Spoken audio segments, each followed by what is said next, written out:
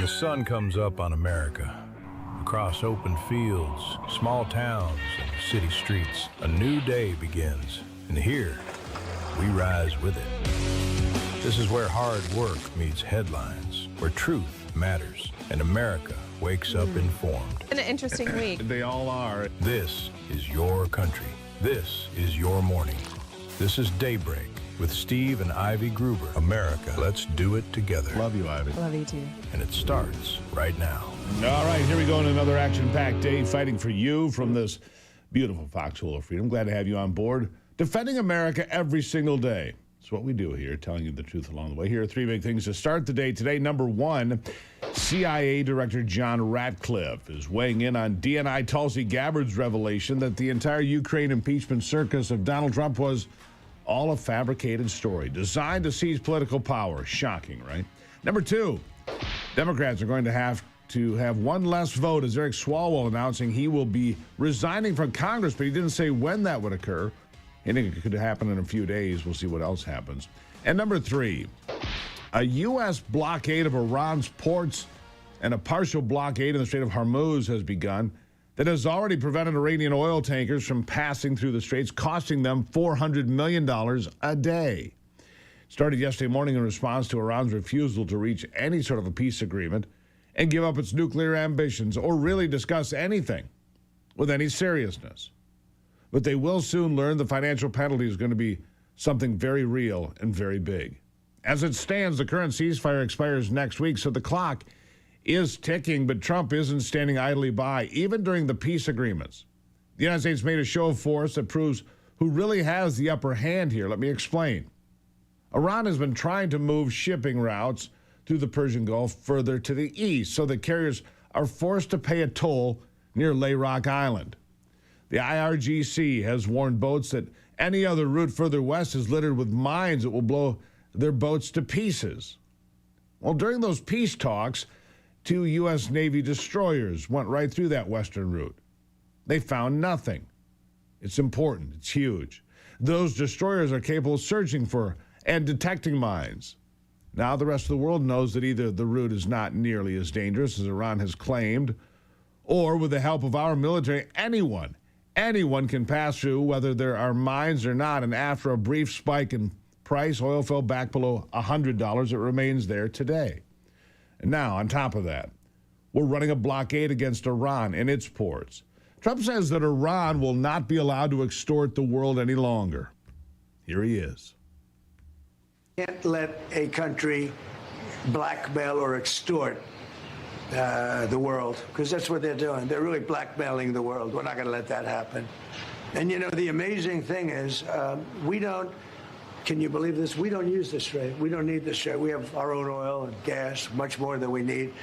We have more oil and gas than Saudi Arabia. Think of this. We produce more. Saudi Arabia, and add Russia to it. Substantially more. And by next year, we'll have double that amount.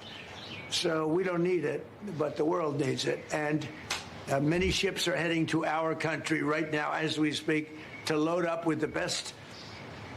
Really, I guess you could say, somebody said the best and sweetest. I don't know exactly what sweet is, but when it relates to oil, it's a good thing.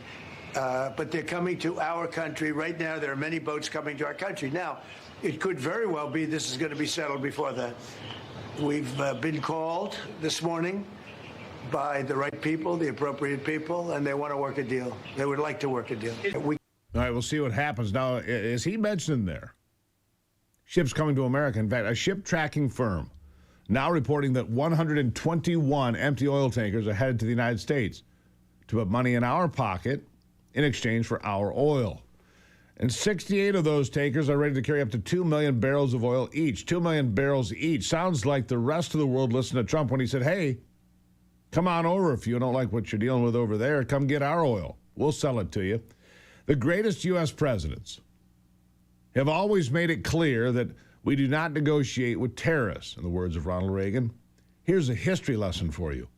Back in the early 1800s, Thomas Jefferson stared down the Barbary pirates of Tripoli, Muslim corsairs from what's now Libya, who were hijacking American merchant ships, looting cargo, and enslaving our sailors.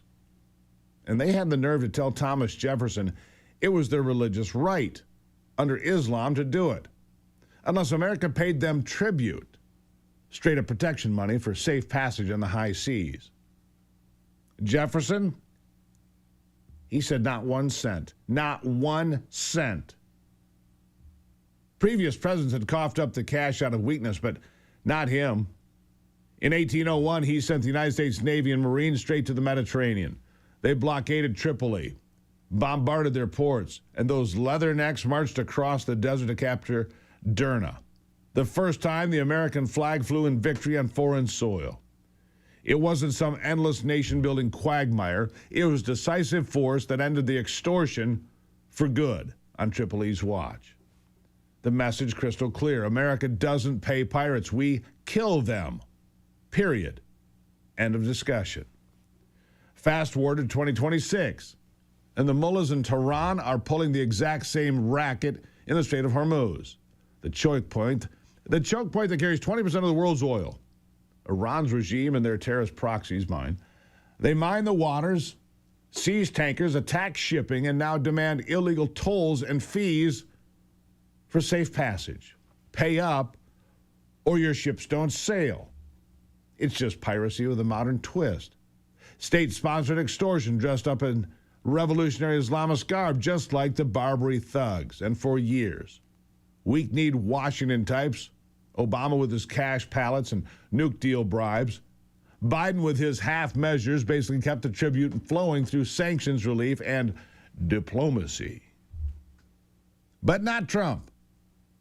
We're clearing their minds, sinking their fast attack boats, and enforcing freedom of American navigation and the rest as well, with American steel and American resolve. And in true progressive fashion, Democrats are already lining up to shoot down Trump's decisive action. Here's Congressman, Democrat, of course, Adam Smith, whining like the Democrat he is. Listen. Do you support this move?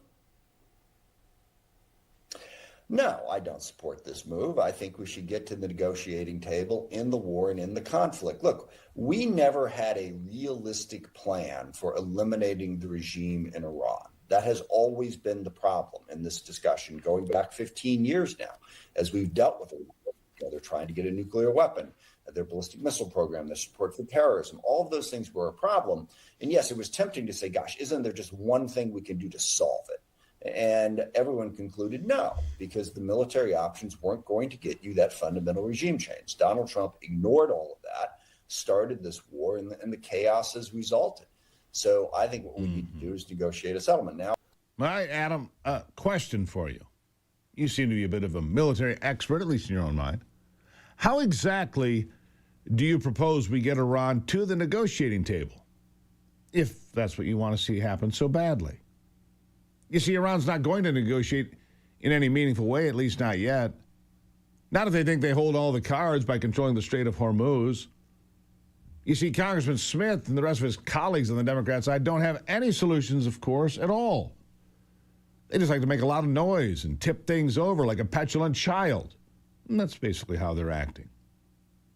Donald Trump costing Iran right now, like I said, $400 million a day, $13 billion a month by closing down its oil. And if they can't move oil for 2 weeks, they have to shut down wells. And that's a bigger problem that I'll explain when we come back. Good morning.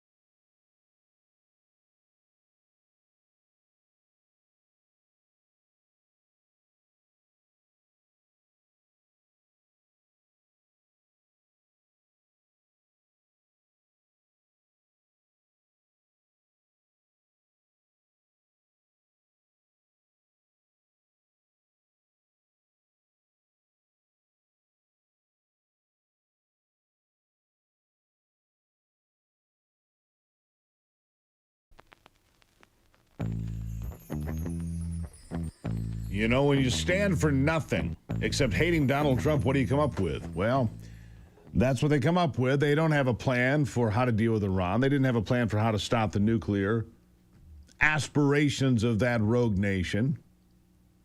So even when it's something as common sense as opening back up the Strait of Hormuz, and the CBS poll actually shows that this is another 80-20 issue with Americans, they don't care. Listen to this.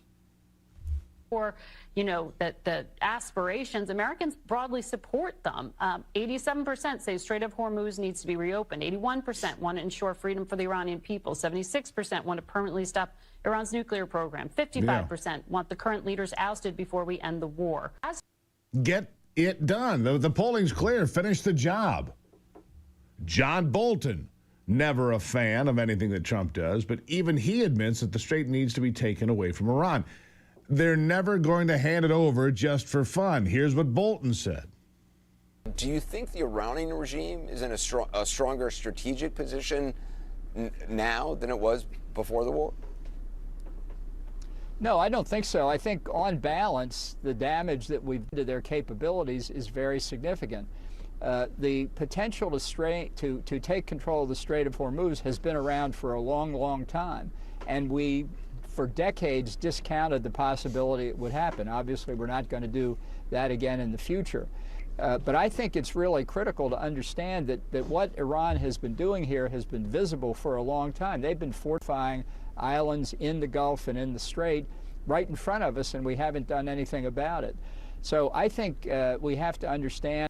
Yeah, there you have it. John Bolton actually supports what's happening. And that's what we're doing. We're not just sitting idly by. Trump telling reporters yesterday that the several other countries are going to take part in the efforts, even though, according to him, we don't really need their help. It's a matter of principle. Many of our so-called allies have shown the same kind of response that Democrats have. They admit that the objectives of this war are good and just, like knocking down Iran's nuclear ambitions and getting the Strait of Hormuz out of its control. But none of them want to be the ones to do any of the heavy lifting. They don't want to do the work. They want us to do it, and they want to yell about how we're doing it. And Trump says he's not going to look past that. Not anymore. Here's the president. Well, they're coming up. They're going to be coming up. But I'm very disappointed in NATO. They didn't do that. They weren't there for us. We pay trillions of dollars for NATO, and they weren't there for us. Remember what I said. NATO was not there. Now they want to come up, but there's no real threat anymore. But NATO was not there for us. Are you going to punish the countries who didn't help? We'll see what happens. But, you know, we spend trillions of dollars on NATO to help them guard really against Russia. When you think of it, we're guarding against Russia. And I've long thought it was a little ridiculous, but we spend trillions of dollars doing it. And I think that's going to be under very serious examination. Yeah. Serious examination, all right. The United States carries approximately 70% of the total defense spending burden within NATO. We pay 70%. We're also the ones doing all the heavy lifting when it comes to get something done. Trump's critics call him reckless and divisive for criticizing NATO, but our relationship with NATO is what appears to be truly reckless. Senator John Fetterman splitting with his Democrat Party on this narrative because he argues that this war should be joined by our allies. Clearly, here's what he said. You know, what happened to our allies now, too? You know, if your country consumes oil, well, then that makes it your war, too. Every country that consumes oil, this is a war for any country at this point. You know, this is a war, from civilization and democracy versus that kind of evil regime that for almost 50 years have been destabilizing the entire region and also world peace for now. Why? These are allies. They call that's not our war. Right. It absolutely is your war.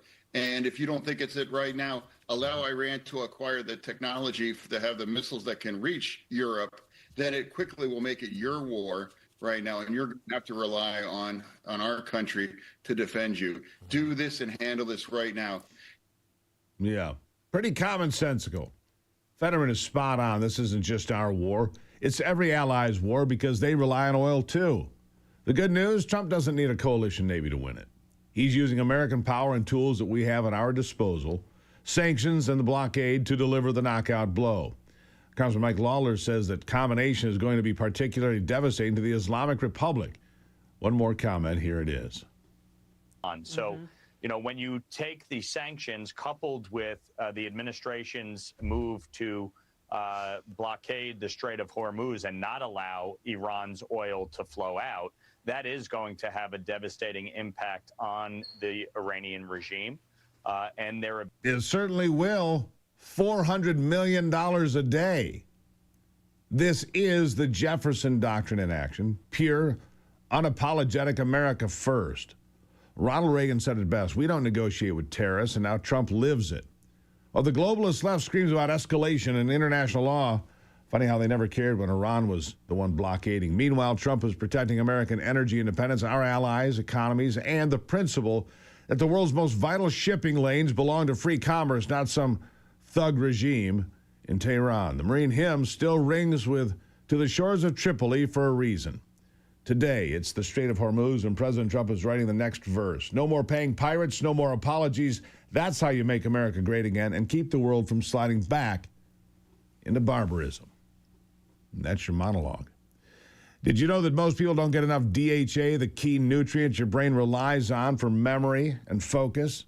DHA is necessary for healthy brain function and may help support heart health, metabolic health. In fact, inadequate DHA levels in the brain have been linked to Alzheimer's disease. The good news is that longevity contains 180 milligrams of DHA and 250 milligrams of omega-3 oils per serving. Longevity is a complete nutritional support that gives you everything you need to age well. LongevityWellness.co, promo code is Gruber. LongevityWellness.co, the promo code is Gruber. Use it, check out for a big discount. I'll take a break and be right back. Good to see you this morning. It's Daybreak.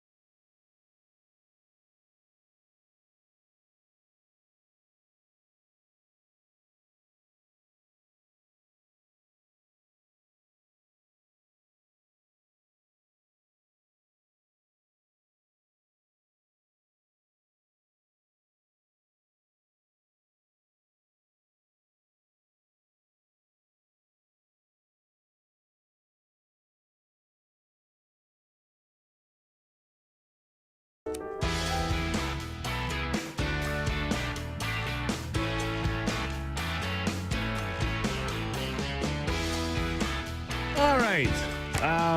We're going to get bigger into and deeper into this story coming up later this morning, but a lot of new evidence today. This comes as no surprise. A lot of new evidence today suggesting that the entire impeachment effort in 2019 involving Ukraine was fabricated. I know that doesn't surprise you in the least, doesn't surprise me in the least. But Tulsi Gabbard, the DNI, John Ratcliffe, the director of the CIA, and others now releasing more and more information about the fact that people like Comey and Clapper and all the rest manufactured this entire narrative for political power. Yeah, pretty remarkable.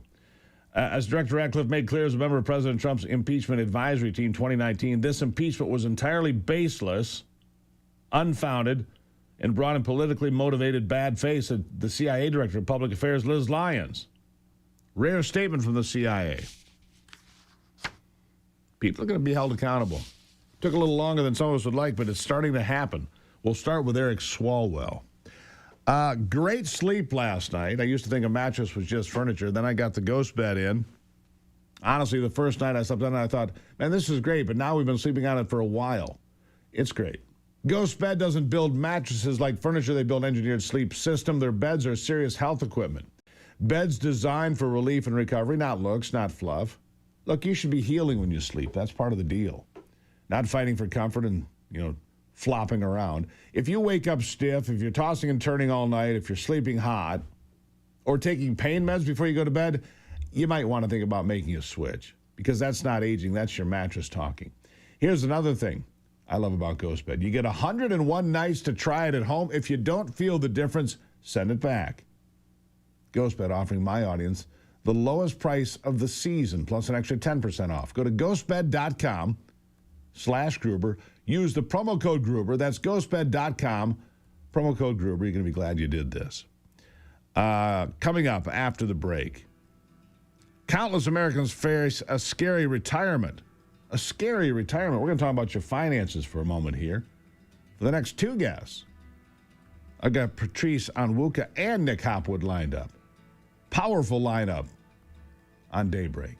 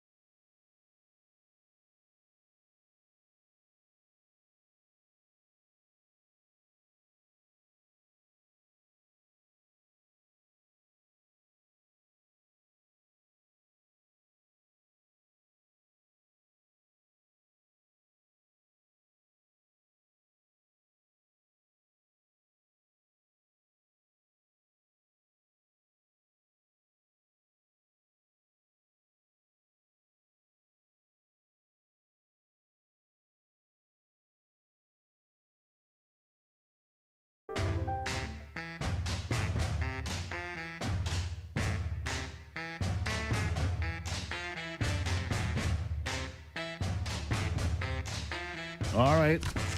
Let's talk finances, shall we? It's tomorrow's tax day, isn't it?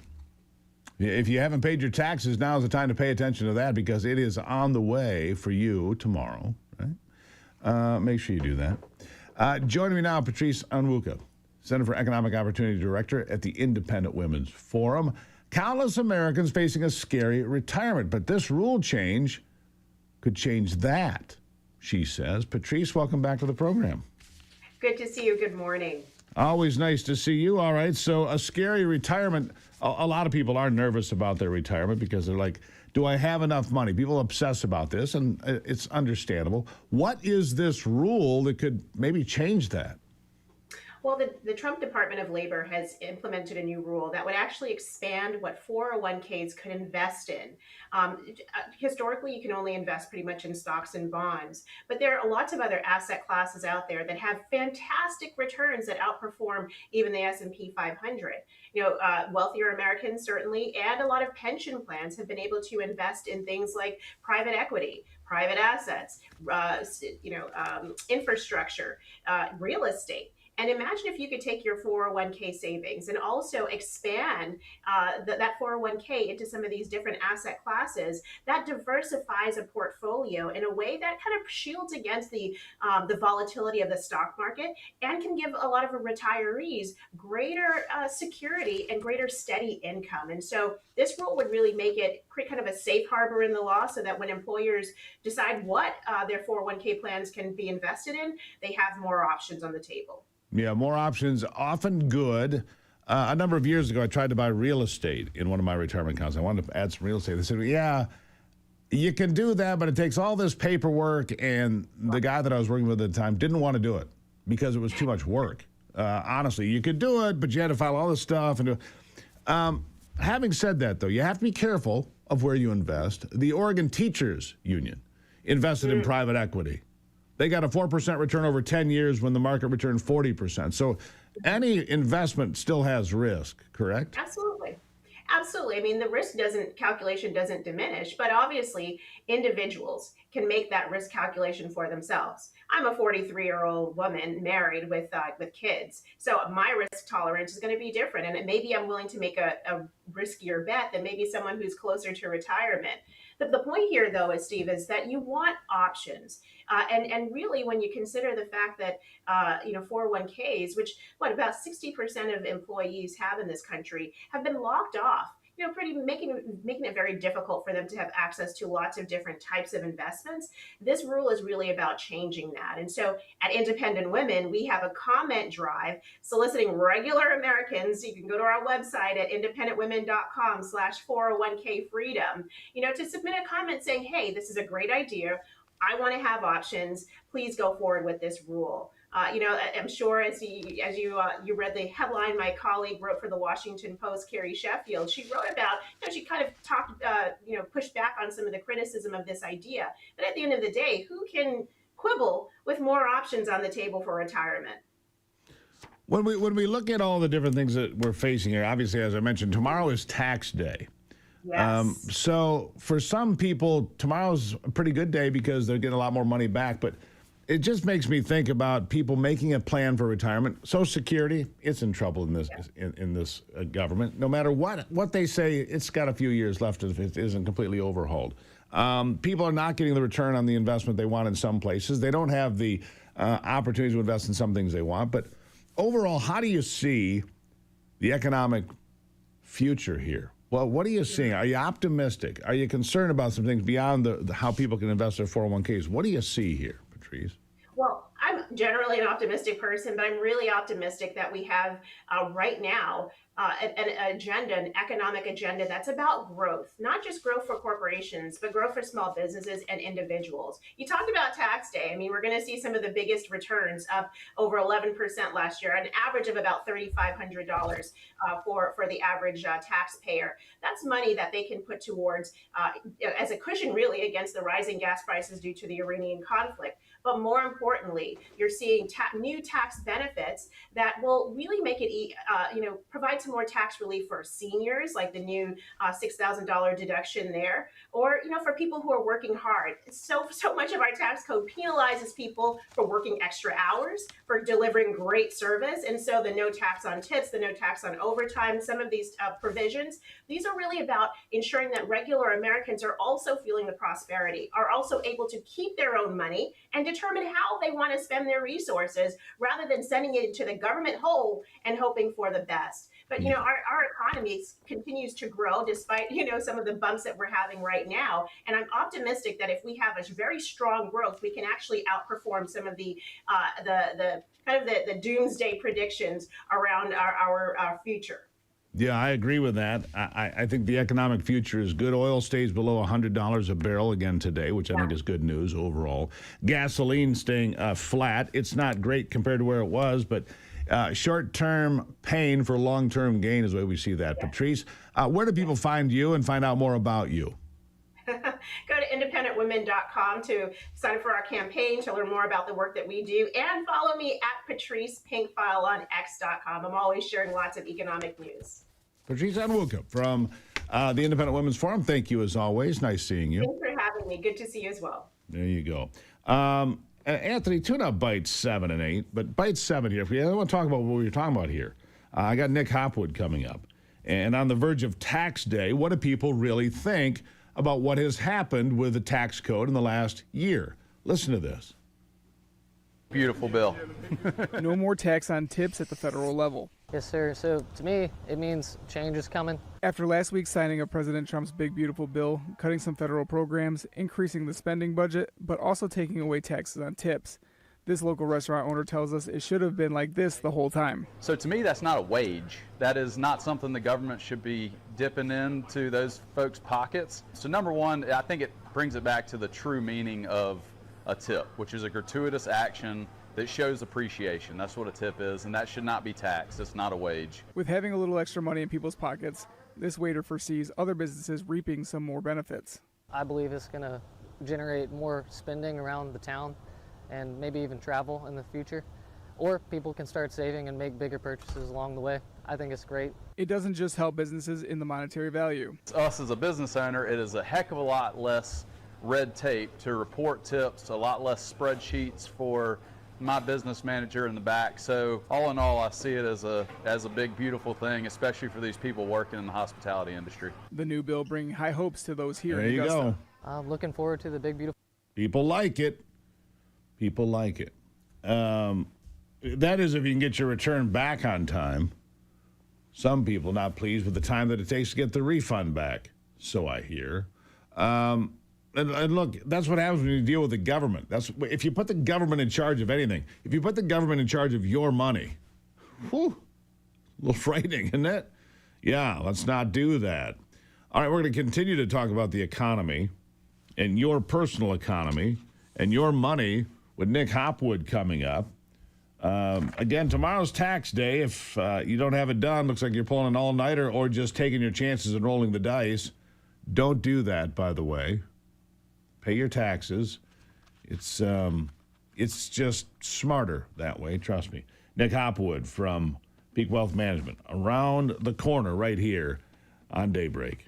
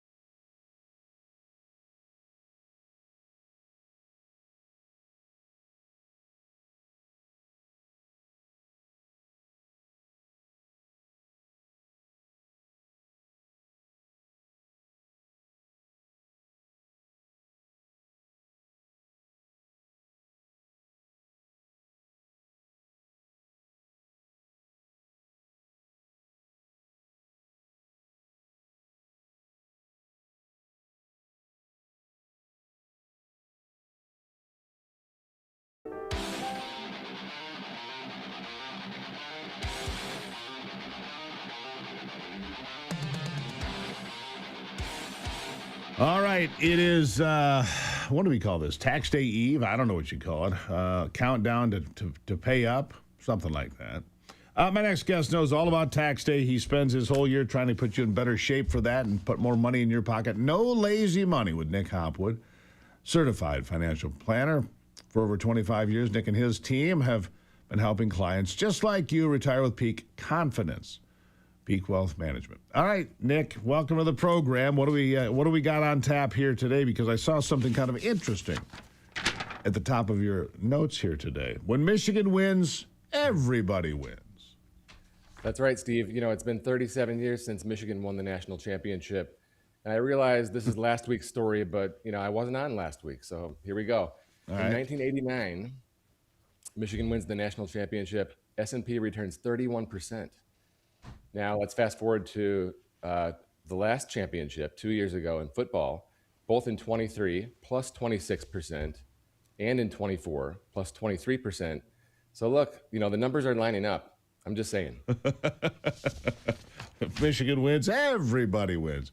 You know, that's a new perspective, Nick. I'm going to give you that. That's a new perspective, probably not being, you know, discussed in a lot of offices around the country, but I appreciate your professionalism to dig into this.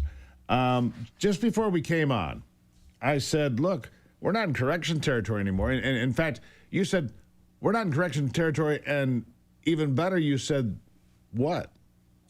Yeah, the S&P is actually plus 1% year to date as of yesterday. And it's just 1% off the all-time high from February. So, yeah, the correction is over at this point. We don't know what happens next. But, you know, we've made it through the first leg of this war. So there was a 10% drawdown, something like that, because we're at about 10% down in the market there. But compared to other years, I mean, I've been through this once or twice. It didn't seem as severe. Am I right or wrong? That's actually correct, because this chart you're looking at is for midterm years only. But look, and last time I was on, we talked about drawdowns of an average of 14%. And you can see in midterms, it's a little bit worse, minus 15, minus 16%. And so this year we saw a minus 10% drawdown, which is what you just had mentioned. But take a look at the column on the right. When you look at the low point of the correction and then fast forward 1 year, what do the returns look like? We're batting 1,000 since 1950.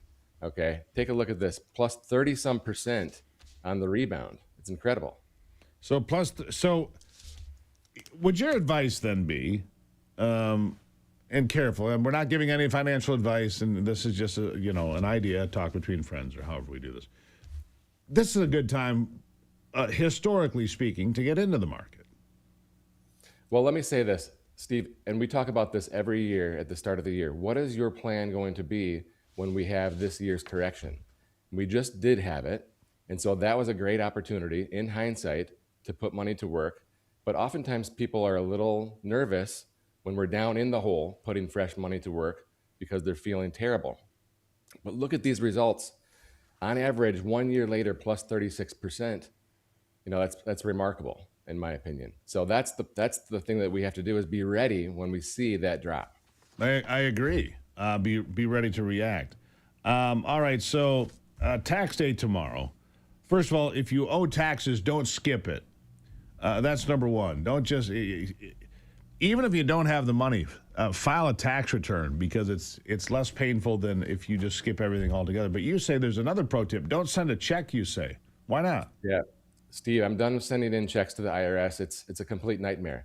Last year, I had to send in 3 checks, one personally and one for each of my 2 kids that had earned income. And the IRS applied all 3 checks incorrectly. So I became a pen pal partner with the IRS, and it was the worst experience of my life. So always go to irs.gov when you are submitting your estimates or submitting your payment for 2025. They applied them all to the wrong place. 3 for 3. Correct. So, and then when you write a letter, it takes them 2 months to respond. And it was just, I could share a lot more details, but I don't want to bore your... Well, no, that's okay. I mean, I can tell you this. Ivy and I, are owed some money from the IRS. We've been owed for a while. So you have to get on the phone, and you sit on the phone for an interminable period of time, and they finally answer. And you get a nice person. I have no issue with that. It just takes a long time to get to them. And they say, okay, go fill out this form, this form, and this form, and then check back in a month, which we did.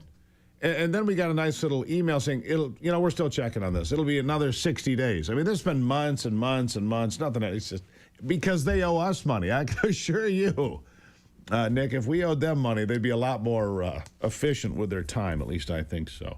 Yeah. Steve, we sent in money for my 16-year-old son's liability, and they applied it wrong. And we received letters from the IRS threatening to confiscate his property.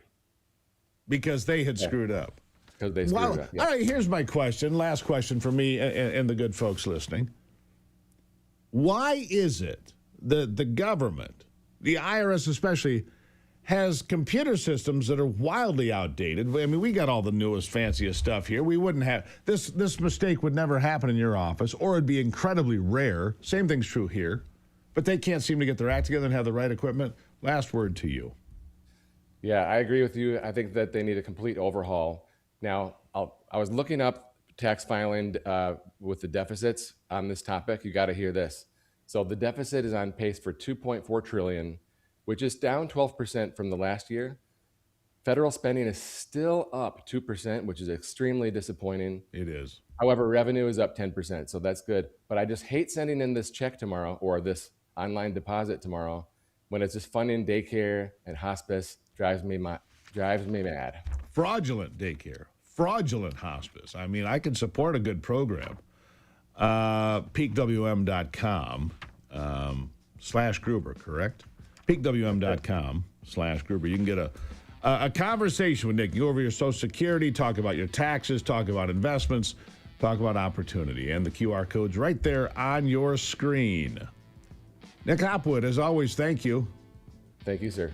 And like Nick said, go blue because it becomes green, apparently. We'll be right back.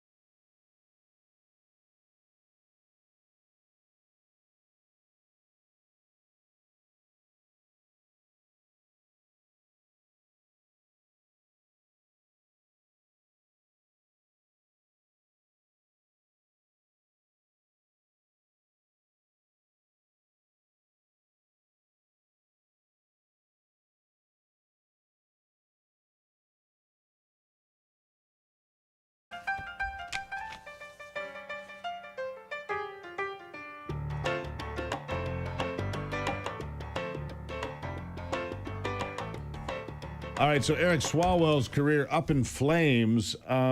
Here's the thing that's floating around now. Ruben Gallego, he is the senator from the state of California, one of them, and he is close personal friends with Swalwell. And in fact, there's a couple of videos that people are saying, wait a second, and tawdry videos you wouldn't show the kids necessarily. And they're like, is that the senator in this video off to the side? I don't know.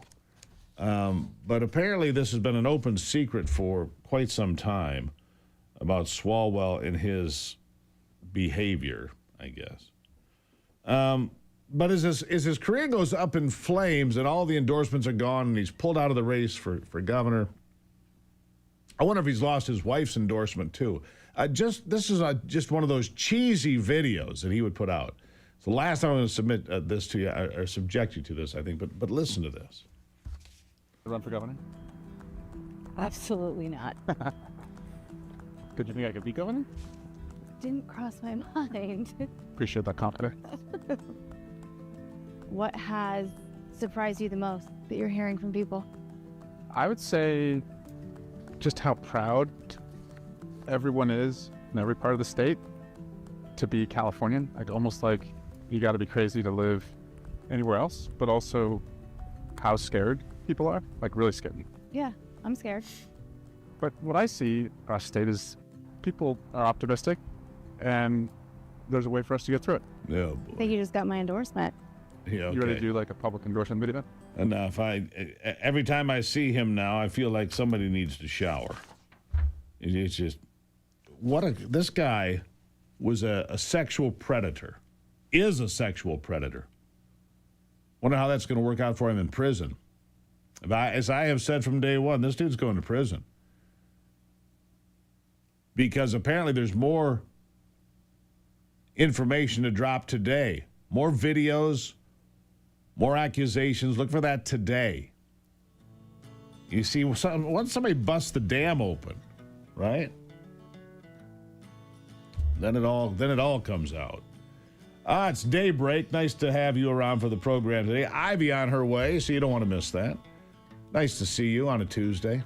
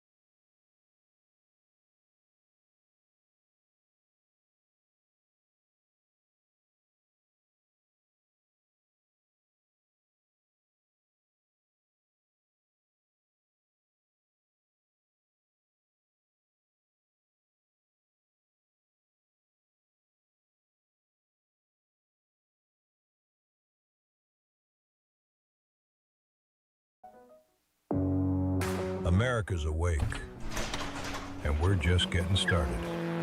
The headlines that matter, the stories they won't tell you, and the voices fighting to be heard. This is your country, your morning, your daybreak with Steve and Ivy Gruber. A new hour starts right now on Real America's Voice. But as we slide into a new hour of daybreak, three big things for you to know. Tax day, this is number one, upon us, and that means getting your taxes filed on time. It means a chance to have Trump accounts open for kids across the country to build wealth from a young age. Great idea. Number two, Somaliland, a breakout nation that separated from Somalia in 1991, is offering to set up a U.S. military base there at the Arabian Sea. That would be kind of helpful, wouldn't it? And number three, one bombshell after another, putting more Democrats and two former Republicans on notice that the entire scheme to impeach Donald Trump in 2019 over an alleged improper phone call with Zelensky and so much more was all fabricated, coordinated by Democrats, left-wing operatives, high-ranking members of the Obama administration. Right? We've been getting information for some time now, but this really is the smoking gun. I want you to hear this. When Tulsi Gabbard laid out the entire impeachment narrative against Trump in 2019, it was all false. She lays out all the facts. Now listen to this. Thoughts about the whistleblower complaint, which was unclassified and released today. Right. Well, first of all, I'd seen a lot of whistleblower complaints during the time I was DNI, and this had to be the best composed, best written, best documented such complaint I've ever seen. Obviously done by a seasoned, mature, capable intelligence professional, written like an intelligence document, and it's very clear. It points out what he knows and what he doesn't know, he or she, whoever it is. James Clapper, in a word, is a criminal, and so are all the rest. Joining me now is Ivy. Ivy's been looking at this as well. Ivy, good morning. Good morning. Yeah, I think this just proves what we already knew or what we had a hunch about. But yes, this Ukraine whistleblower expressed concern to the Inspector General that he had political bias, and it appears that the Inspector General didn't put in that political bias. And a lot of this information that was provided was secondhand hearsay information. All of it. I mean, honestly, go back to the Steele dossier.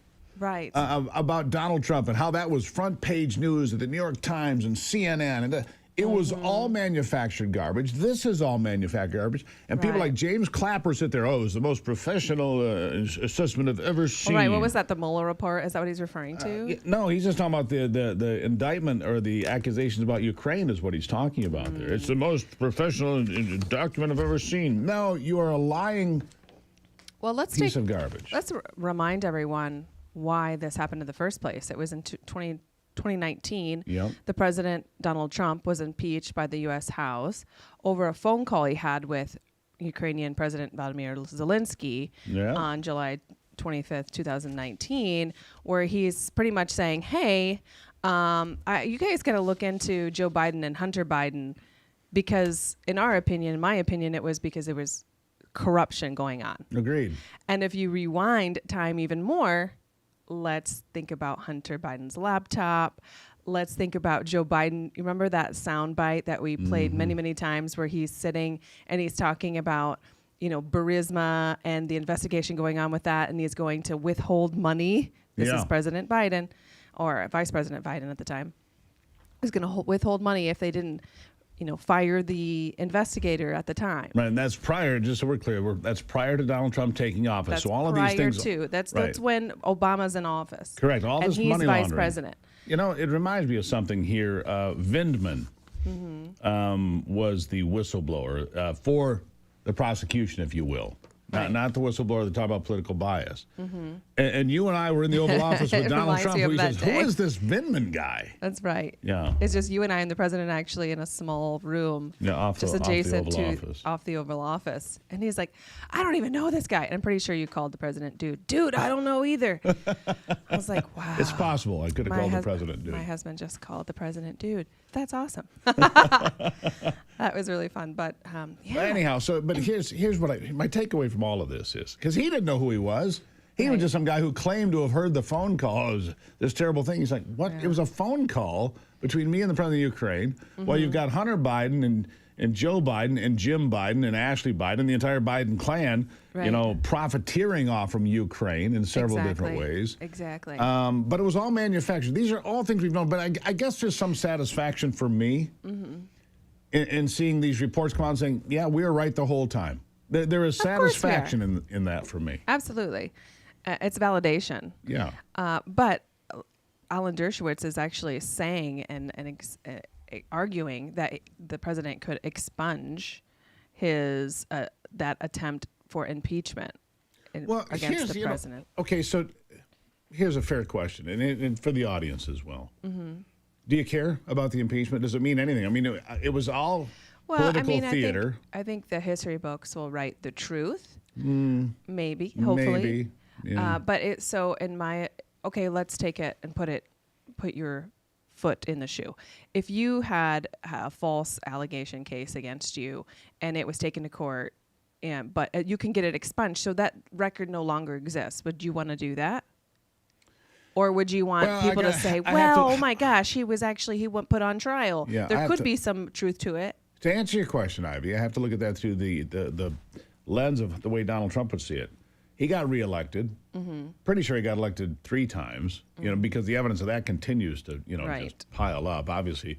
And just so a bunch of voters showed up. I think it's better I think it's better actually from the point of getting things done that he missed that term. If he had gone 2 straight terms, because the team that was around him then is not the team that's around him now. That's true, yeah. Well, he was able to stew for 4 years and create a team. And exactly. So to answer your question, I don't know if I'd bother with it or not. I don't think it matters to him very much. It's almost like street cred, right? I went up against Liz Cheney and the rest of the Democrats because Liz Cheney turned out to be just as dishonest as the rest, right? And Nancy Pelosi and all of these clowns. So I wear it almost a badge of honor in a way. I don't know. I think you do have some valid points. I think for myself, I would want to say, okay, just erase it from the record because here are the facts. It was complete lies, complete BS, and you can just take that and erase it because this whole Russia, that everything that he was right about, being wiretapped, et cetera, it was all true. It was all true. It was all lies. So yeah, that's my opinion. But yeah, you know when I look at this, and here's the thing about the impeachment, and I have to put this little footnote on there. He was never actually impeached because you're not impeached until you're voted to be removed. My understanding, and it's a technical thing, and you're splitting hairs. And the history books all say he was impeached twice or whatever it was, or 3 times, whatever he was impeached. But make no mistake.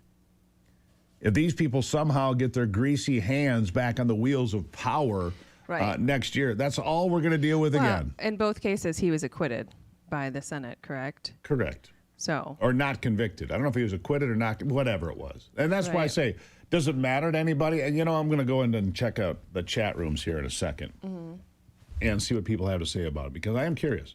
Me too. Does it matter to you if Donald Trump is expunged, what was the nature of the impeachment, or is it a badge of honor? That's kind of my question. Ivy and I have a little different view here today, which is fine. Yeah. Ivy, nice seeing you. You'll be back in a little bit. All right, sounds good. Thank you. Love you. Love you. Back after this. Somewhere.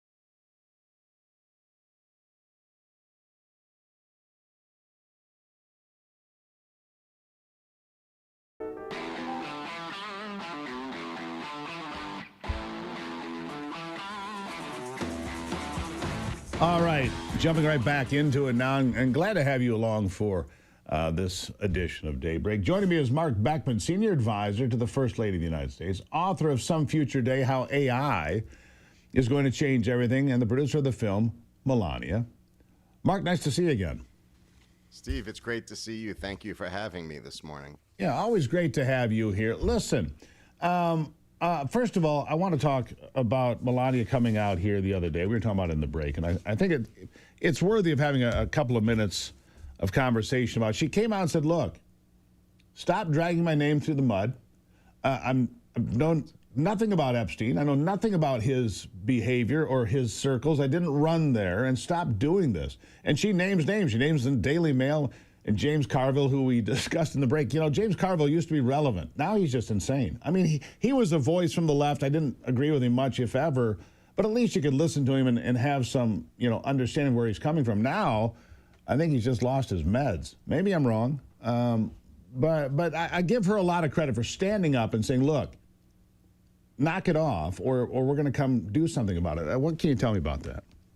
Yeah, well, look, she accomplished two big things last week as it relates to this subject. Number one, she went out and showed the world that she has an impeccable, clean record, period. And that's undeniable. And number two, she really did come out as a champion for these women, for these victims. Whether or not they want to take her lead, that's up to them. And she made that clear in the words of her speech. But she's really one of the only Washington insiders now that has stood up and said, look, these women should have their day to explain in front of Congress on the record what it is that occurred and put it into the record permanently. And it's a big move for her. If she didn't come out and stand up for herself and demand the respect, who would, Steve? It's up to her. It's so true, Mark. I mean, here, it's what's weird about it, from those that are attacking her and trying to tie her to Epstein.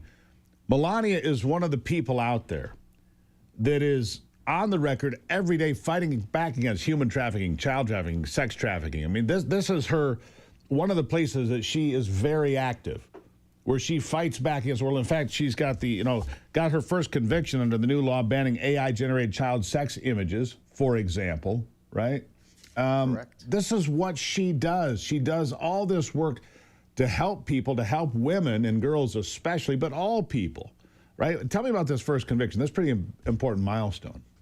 It really is. And this is what the United States public should be focused on. The fact that we have a first lady in the White House who is action-oriented and fighting for America's children. You're referencing her first piece of legislation that she championed called the Take It Down Act, which now convicted this individual for really some heinous crime. He went out and created deep fake porn surrounding minors, and a lot of them actually, and it resulted in his conviction. And frankly, this would not have happened but for the fact that Melania Trump championed the Take It Down Act. What's interesting, Steve, is that's her first piece of legislation.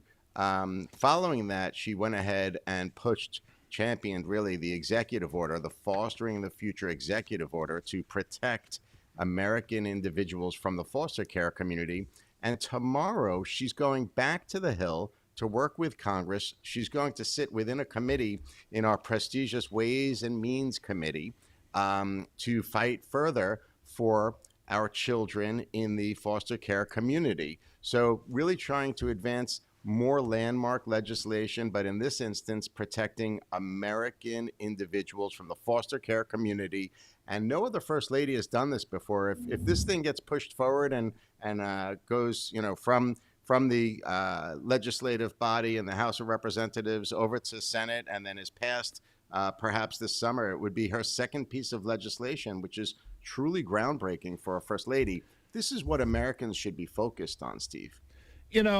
I get that people don't like the president, and I get that they don't like it when he, posts things that are, inflammatory, which he does basically daily.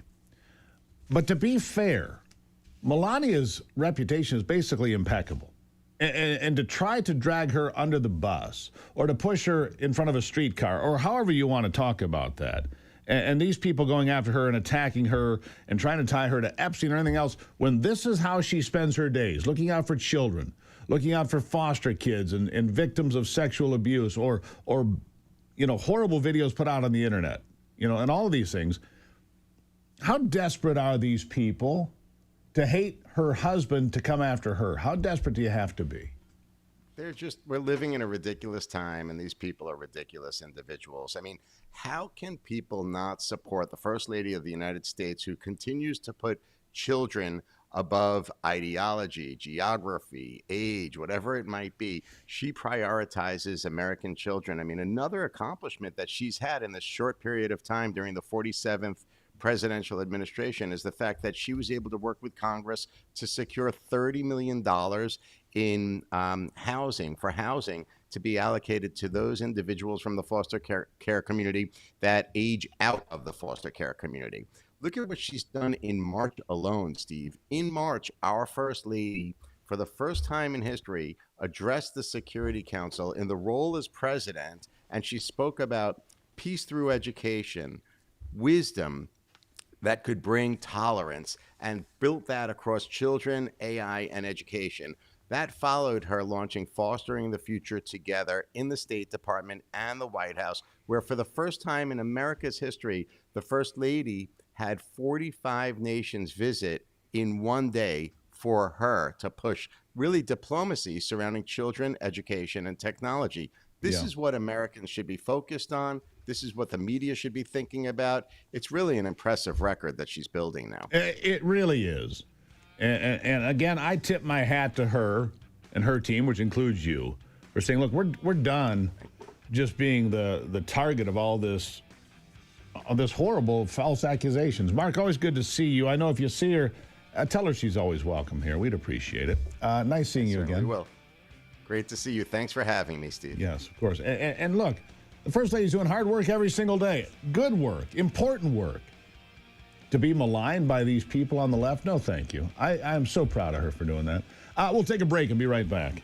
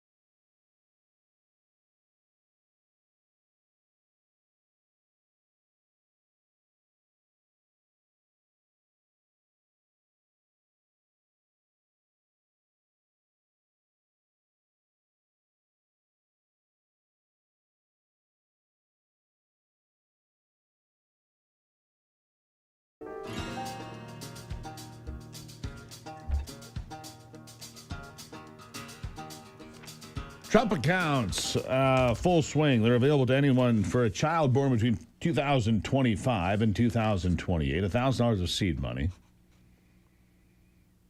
that can go into these accounts. And then, if I'm understanding, I think this is right, $5,000 a year can be added to these accounts by anybody, parent, grandparent, somebody down the street, doesn't matter.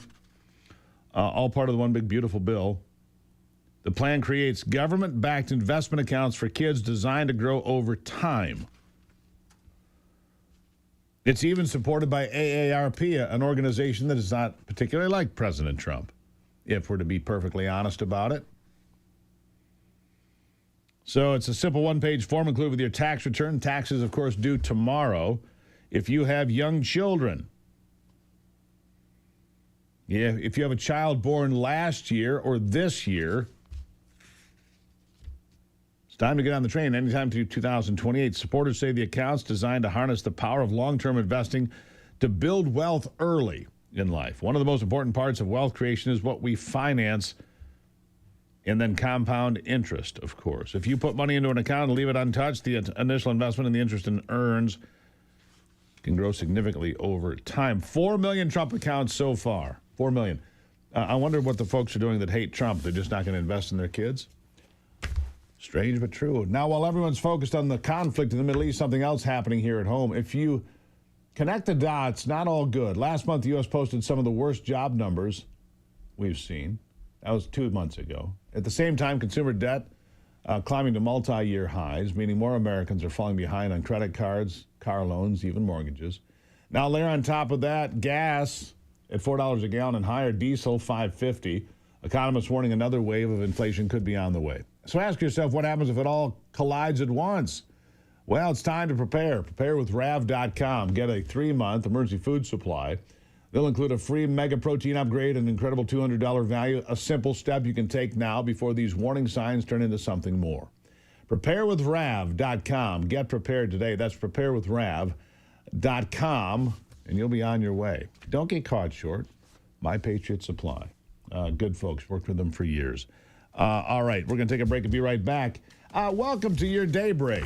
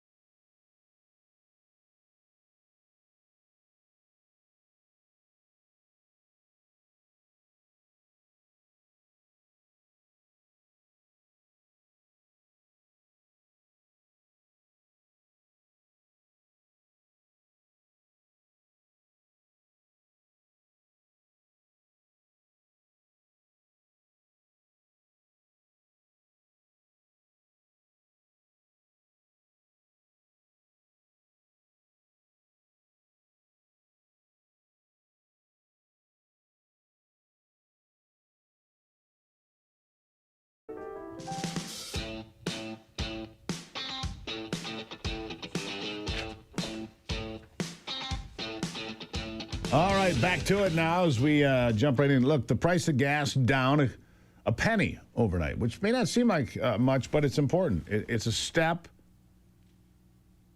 in the right direction, right? Oil today, it spiked briefly after the no deal announcement from Islamabad, Pakistan, with J.D. Vance. But oil settled right back to where it's been for a bit now, in the mid-90s. It's down at 97.41 at this hour. It's down almost 2% today. That's after the blockade was put in by the president yesterday. If Iran can't move oil, that's bad for Iran. Doesn't seem to be impacting the world too much. Iran accounts for 1.5% roughly of the world's oil, maybe 2% on a good day. Mandy Gunasekara is here, the author of Y'all Fired, a Southern Bell's Guide to Restoring Federalism and Draining the Swamp. Mandy, nice to see you again today. Good to be with you, and good morning. Good morning. All right, so look, let's talk about this. Oil prices, if they stay at 97, that means the price of gas is done going up. It's kind of settled in, right? And so gas, the average is about $4 around the country. It's a little less here where I live, $3.85 maybe is what we're paying. More than it was, but significantly less than it was when oil was $140 a barrel during the Biden administration. So the question, Mandy, then becomes this. Is this going to be a big negative impact on the midterms if gas at $4 or $3.85? Or do people just kind of bake it in and move forward with other ideas? What are your thoughts?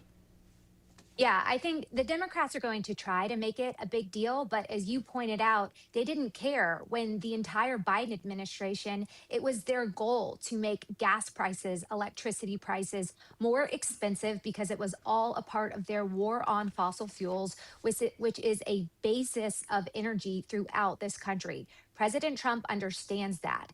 And I think he's doing everything he can to make life more affordable again, from drug prices to tax returns to the benefits people are going to be receiving now that tax season is officially upon us, and for downward pressure on prices across the board. When it comes to gas prices, yeah, there's been a recent blip, but that's because the president is using the Strait of Hormuz as a negotiating tactic where he will ultimately prevail. Now, what's important is what you referenced, the fact that domestic consumers here in the United States, there have been some price spikes, but not as significant as would be if President Trump had not unleashed his energy dominance agenda. He is trying to insulate American consumers from an inherent unstable international oil market, and that's exactly what he has done. We're seeing the benefits of that. So I think that the president, Republicans, they have a lot of good news to share when it comes to whether it's energy costs, whether it is electricity prices, shoring up the grid, not having folks to get used to deal with rolling blackouts, rolling brownouts, the things that were commonplace during the Biden administration. And the fact that this president, too, is trying to rein in inflation. It was out of control under President Biden and the Democrats. And remember this, every single one of the Democrats sitting in Congress right now voted against the greatest tax cut that President Trump and the Republicans were able to deliver that has manifested in tangible benefits to everyday Americans' pocketbooks. That is the message to take to the midterms. And I think the Democrats, again, are going to try to talk about prices, but prices, even at their higher point during the Trump administration, are nothing compared to where they were on purpose during the Biden administration. So we have a great story to tell. And all of this, too, is for President Trump to make America respected once again, which he has done, but also to make our country safe, both inside our borders, but also outside, building and fortifying important allies. It is a big picture to make life in this country more prosperous and safer anywhere Americans are. 121 ships. That's what a ship tracking company has said is on the way to the United States to get filled with oil. 68 of those ships will take 2 million barrels or just over. These are big ships coming to America. When Donald Trump said, hey, if you can't get oil over there, that bothers you, come buy ours. And 121 that's exactly tankers right. are on the way. That's not bad news, is it? No, that's great news. And the men and women of U.S. Energy, they've been in a position extracting oil in the safest, most efficient manner, and they're ready. We have the ports to take them on, to export it, to provide energy to our allies while continuing to put the heel on the boot of Iran, which President Trump is doing quite forcefully and quite well. We're not going to let them extort the world, as he said. We are going to open up new opportunities, which will be hugely beneficial, not just for U.S. oil and gas, which is direct jobs, direct investment, but also for a lot of indirect jobs, communities that benefit when all the countries around the world are buying oil from the United States. It is plentiful.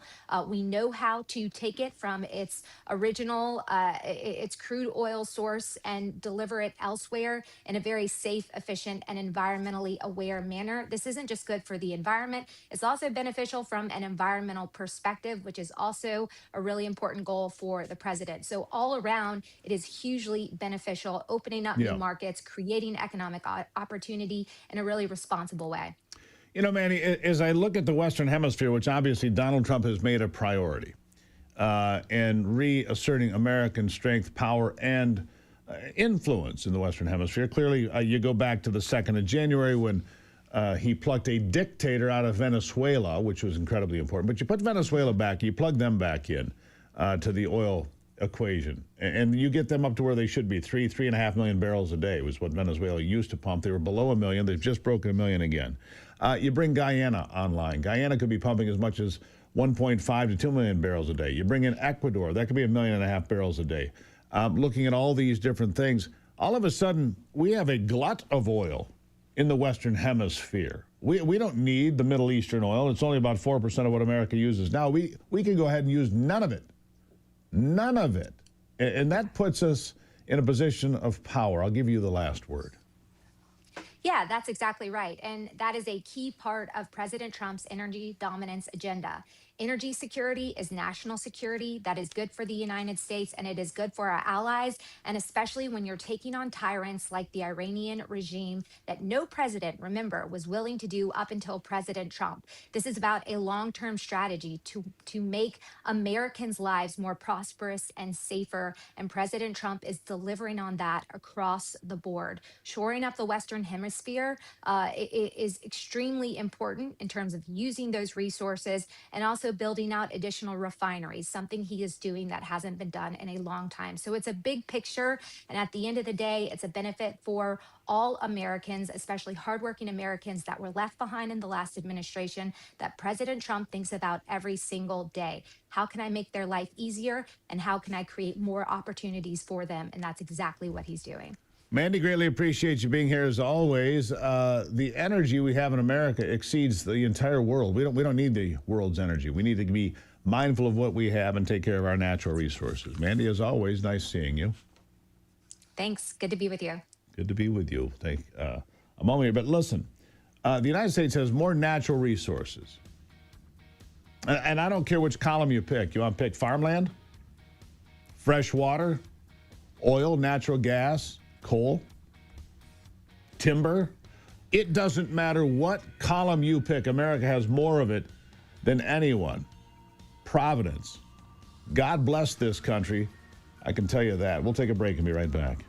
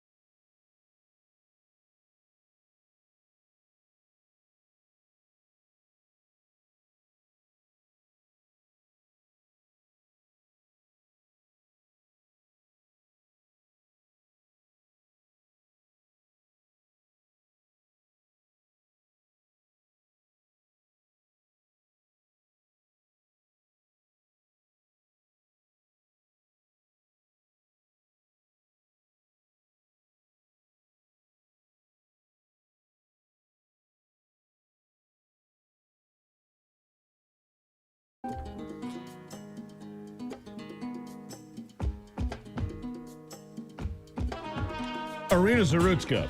Yeah, you remember her, right? She was riding a bus home in Charlotte, North Carolina, coming home from work. Had immigrated here from Ukraine because she wanted out of a war zone. Just sitting there, minding her own business, suddenly attacked and stabbed and left to bleed out as the people in the bus just looked at her.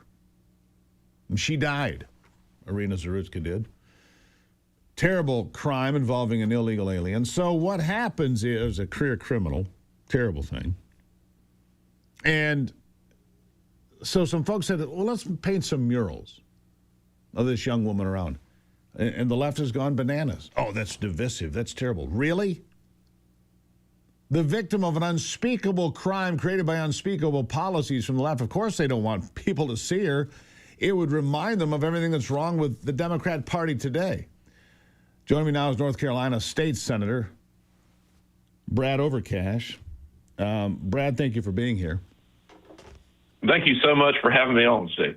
All right, so what is the uproar? How can Irina Zarutska and her mural be offensive to anyone? Oh, I think you hit the nail right on the head when you said they don't want folks to remember failed Democrat policies. I think that's exactly what's going on here. I mean, the mayor of Providence, Rhode Island, called the mural misguided, said it does, quote, does not represent Providence, Rhode Island values. It's inexplicable if you think about it from the standpoint of a memorial to someone that was brutally murdered on the light rail system. But I think you hit the nail on the head. We have a United States Senate race here, and the governor was responsible for the release of the person that murdered Irina Zarutska. I don't think they want that memory out there. Right. The governor, former governor now, right? Or is he still the governor? Yes, sir. Former governor. He is former governor, yes, sir. Been elected statewide a number of times. He poses a formidable challenge for Republicans, but you're right. Maybe the Democrats could give us some moral clarity. Maybe they could get, explain what these Democrat guidelines are. Maybe Eric Swalwell could explain the moral guidelines for Democrats. I mean, just throwing it out there for consideration, sir. Yeah, that would be interesting to hear him try to do that. And I would like for your listeners to know that the big problem here is this wasn't a one-off event for the person that murdered Irina Zarutska. DeCarlos Brown was released 14 times prior to this incident, arrested and released over and over again, 14 times, including during COVID with a batch of released prisoners, 3,500 of them, by the former governor at the time. Right. And we were told, oh, it's COVID. We have to keep the population of the prisons safe from COVID, and we need to release these quote-unquote nonviolent criminals. One of those quote-unquote nonviolent criminals was this man that murdered Irina Zarutska. Yeah. It's astonishing. And Roy Cooper wants nobody to know about that, is what you're saying, Senator. I mean, Roy Cooper, look, he's been elected statewide. I don't think he's ever lost in North Carolina, right? So he feels pretty good about his race. But he's going to be challenged in a way that he hasn't before. And people are going to hear about this. And I cannot imagine any partisan line that something like overseeing a justice system that releases this man 14 times, including during COVID, just let him out.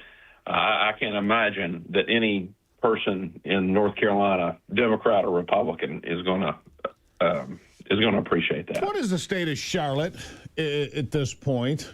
I mean, it's the big city in North Carolina, obviously, the big city in the Carolinas, period. And it seems to be suffering the same fate, although earlier in its progression, I think, than some of the older big blue cities.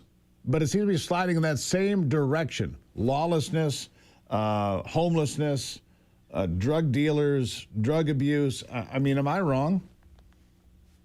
No, you're not. Unfortunately, it has started making that slide. That's been going on for probably the last 7 or 8 years. I am cautiously optimistic that we're turning the corner there. We can't control, we elect judges in this state. We can't control the judges they elect locally. But one of the things we're doing is we're beefing up on a state level. We have a Republican control, as you know, of the state government, and Democrat control locally in Charlotte. We are flooding additional prosecutorial resources into Charlotte.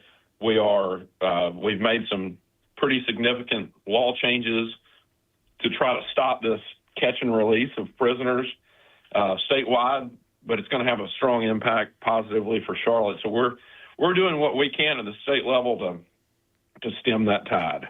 Yeah, and our business community, our overwhelmingly Republican business community in Charlotte is starting to take notice. This Irina Zarutska murder, as horrific as it was, has at least opened the eyes of the Charlotte business community and others as far as changes that need to be made. Well, we'd hope so. Senator, really appreciate you being here.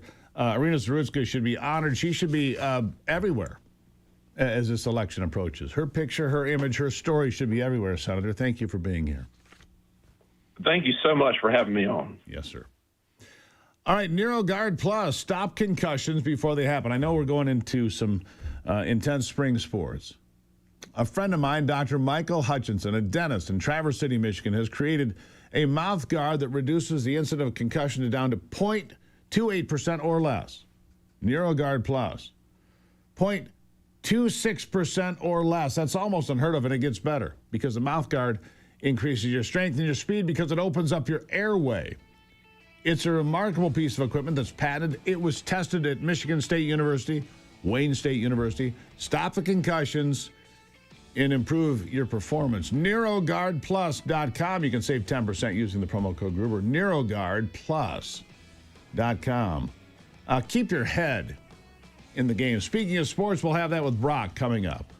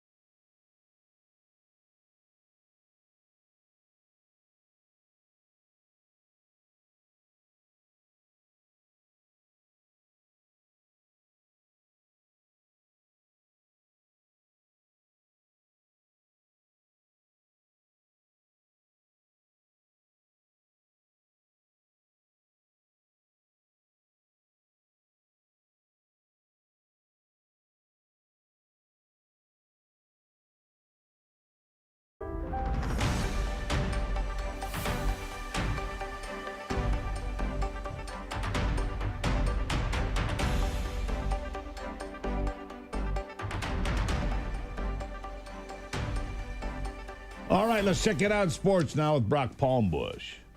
With a look at sports, I'm Brock Palmbush. There were 10 games in Major League Baseball yesterday. American League winners included the New York Yankees, Minnesota, and Seattle.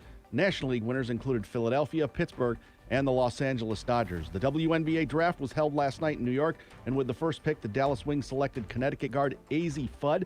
National champ UCLA set a record as 6 of their players were taken last night, 5 of them in the first round. No NBA games last night, but in the NHL, there were 10 games. Winners included Tampa Bay, Philadelphia, San Jose, and Los Angeles. With Philadelphia's 3-2 shootout win over Carolina, the Flyers qualified for the Stanley Cup playoffs. Also in the NHL, 3-time Stanley Cup champion goalie Jonathan Quick announced his retirement from hockey. Quick backstopped the Los Angeles Kings to 2 cups in 2012 and 2014 and represented the U.S. in the 2014 Winter Olympics. That's a look at sports. Back to you, Steve. All right, Brock, thank you for that. I'm watching the sporting event of oil. It's kind of the way I spend my days. I look at oil, I look at the stock market. The oil prices are good. In fact, they're down a bit today, down almost 2% at 97, and it's creeping down. This blockade of Iran by the president, and only blocking, by the way, Iranian ships. We have demonstrated that the Western routes are open with U.S. Navy destroyers making their way through, okay? So we've had that happen. We've turned around some Iranian oil ships, which means that's going to pinch China. And there's all these stories out there. Well, China has really done a great job with windmills and solar panels. Yeah, maybe they have. Good luck with that. I'll take hydrocarbon energy. We've got lots of it here in America, and I will stick with that. And the fact of the matter is, apparently Iran is losing $400 million a day. So they've lost about $400 million since the blockade went into effect. That'd be $13 billion a month. And they can only keep their wells shut down for about 2 weeks because then you have to stop production. If you stop production on an oil well, you can't just restart it. It doesn't work that way. It's basically a dead well. Iran's on the clock. They think we can't keep the place closed down for 2 weeks? Boy, are they mistaken. Nice seeing you again today. Find out more at stevegruber.com. Send me an email. Go to stevegruber.com. Send me an email. We'll talk soon right here.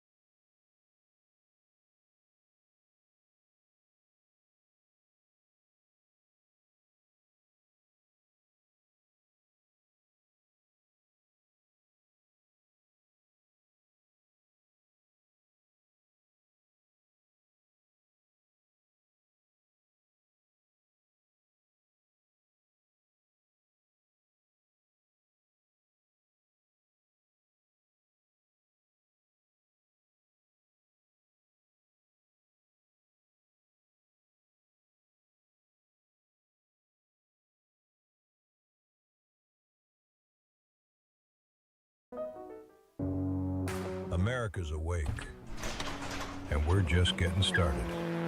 The headlines that matter, the stories they won't tell you, and the voices fighting to be heard. This is your country, your morning, your daybreak with Steve and Ivy Gruber. A new hour starts right now. Yes, it does. Let's do it. Let's roll forward. Let's get her done. All right, glad to have you here. Sorry. I don't know what happened there. I just had a moment. All right, Daybreak. Glad to have you here as we continue on hour number 3. 3 big things you need to know this hour. Number 1, Sheboygan, Michigan residents on alert as a rising river threatens dam failure there. The videos are incredible. Number 2, and we're going to get to this in a moment. The president holding a Mideast peace conference between Israel and Lebanon in D.C. today. You know who's not invited? France. And number 3, let's talk about this for a moment because tomorrow is tax day, as you know. It's April the 15th. What else happened on April 15th, Anthony? Important day in history. What happened? 9 days before my birthday. Good answer. Thank you. That's exactly right. Or Abraham Lincoln died. One of those two things is very important in American history. Which one's more historical? I don't know. Too soon? No, not too soon. What's more important? You guys decide. All right, what's more important? 9 days before Anthony's birthday or the death of the 16th president? Shot on the 14th, died on the 15th, as you probably know. Speaking of taxes, Virginia, Abigail Spanberger, the new governor there, now having been in office like 3 months, less than 3 months, has the lowest approval ratings of any governor in Virginia history. That's quite an accomplishment, considering she came riding in the wave of, I'm going to be a moderate. And now Virginia's spending all their time trying to redistrict for congressional districts, and the people are like, why would we want more Democrats? She came in with 50, count them, 50 new tax proposals for the good folks of the Commonwealth of Virginia, right? All right, so there's a brand new ad just dropped yesterday that's airing all over Virginia now. I think you should listen to it. Here it is. Abigail Spanberger said she wants to make Virginia more affordable. But under her leadership, Virginia Democrats want to tax your dry cleaning. What? I'll lose customers if I have to raise prices. And you better not go on vacation because dog walkers are being taxed too. At least I can still take my Bella to the groomers. Not without a tax on that. That's just the start. Virginia can't afford this. Bark if you hate Spanberger's taxes. Paid for by Unleash Prosperity. Bark if you hate the taxes. Unleash Prosperity. 50 taxes. Dog walking, dog grooming, car repair tax, house repair tax, dry cleaning tax, as you heard. It's a tax on everything you can possibly conceive of. A tax on everything. This is a woman that came into office. I'm going to make it more affordable by taxing everybody on everything. You see, because they never have enough money to satiate their need to spend. It's not unique to Virginia, but boy, has she exposed the moderate Democrats for what they truly are, which is not moderate at all. At all. So there you've got that going on. All right, so meanwhile, speaking of getting things done and getting things paid, John Thune apparently has grown a pair. Pretty remarkable. But John Thune, the Republican majority leader in the Senate,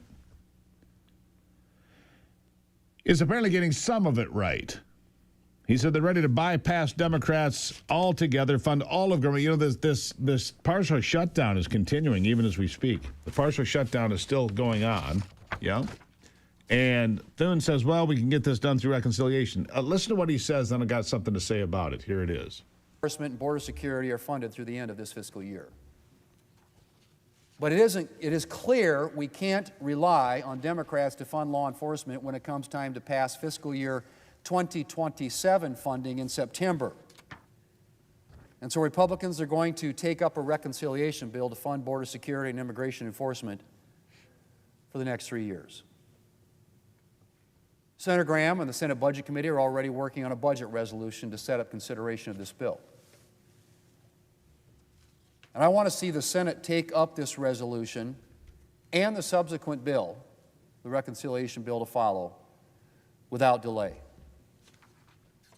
We need to keep this process tight and focused so that we can get this done. Otherwise, we're going to end up in the unacceptable situation where parts of the Department of Homeland Security are going unfunded, not just now, but for the long term. Exactly, get it done. The only thing that Senator Thune is missing, kind of an important piece of this puzzle that's, to me, critical. If you're going forward with another reconciliation package, first of all, good. Second of all, add Save America. Add the Save America Act. Get it in there, Senator. Do not do half the work. Do the whole enchilada. Do the whole enchilada. Is that stealing from somebody else's culture, by the way? Am I allowed to say that? I don't know. You gave me an enchilada yesterday. Right. Is that appropriating somebody else's culture, Anthony? Hey, today's Taco Tuesday. You might as well. It is? Where? Well, yeah. Every Tuesday's Taco Tuesday. Come on now. Now you're getting me hungry.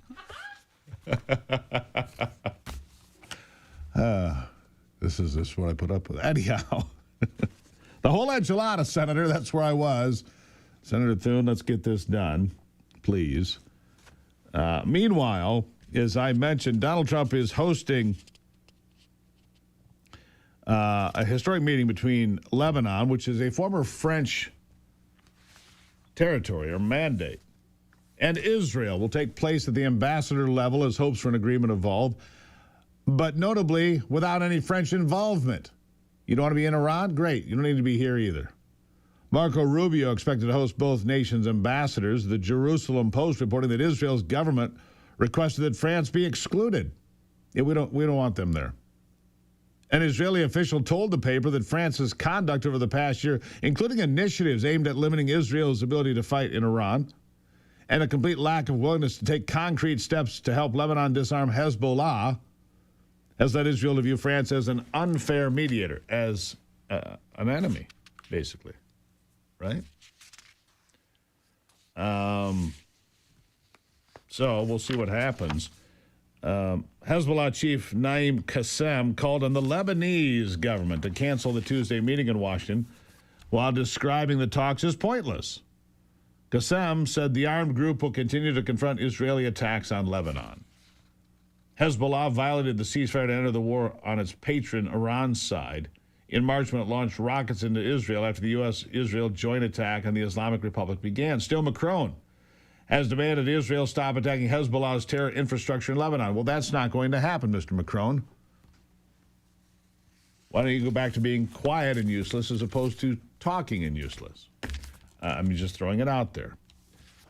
All right. Meanwhile, eyes north of here on Sheboygan, the river there, roaring, the dam, potentially in trouble. Yep. More rain likely. Could force residents to evacuate in northern Michigan as floodwaters have torn out some historic roads already. All right. Taking a break and be back with Ivy after this.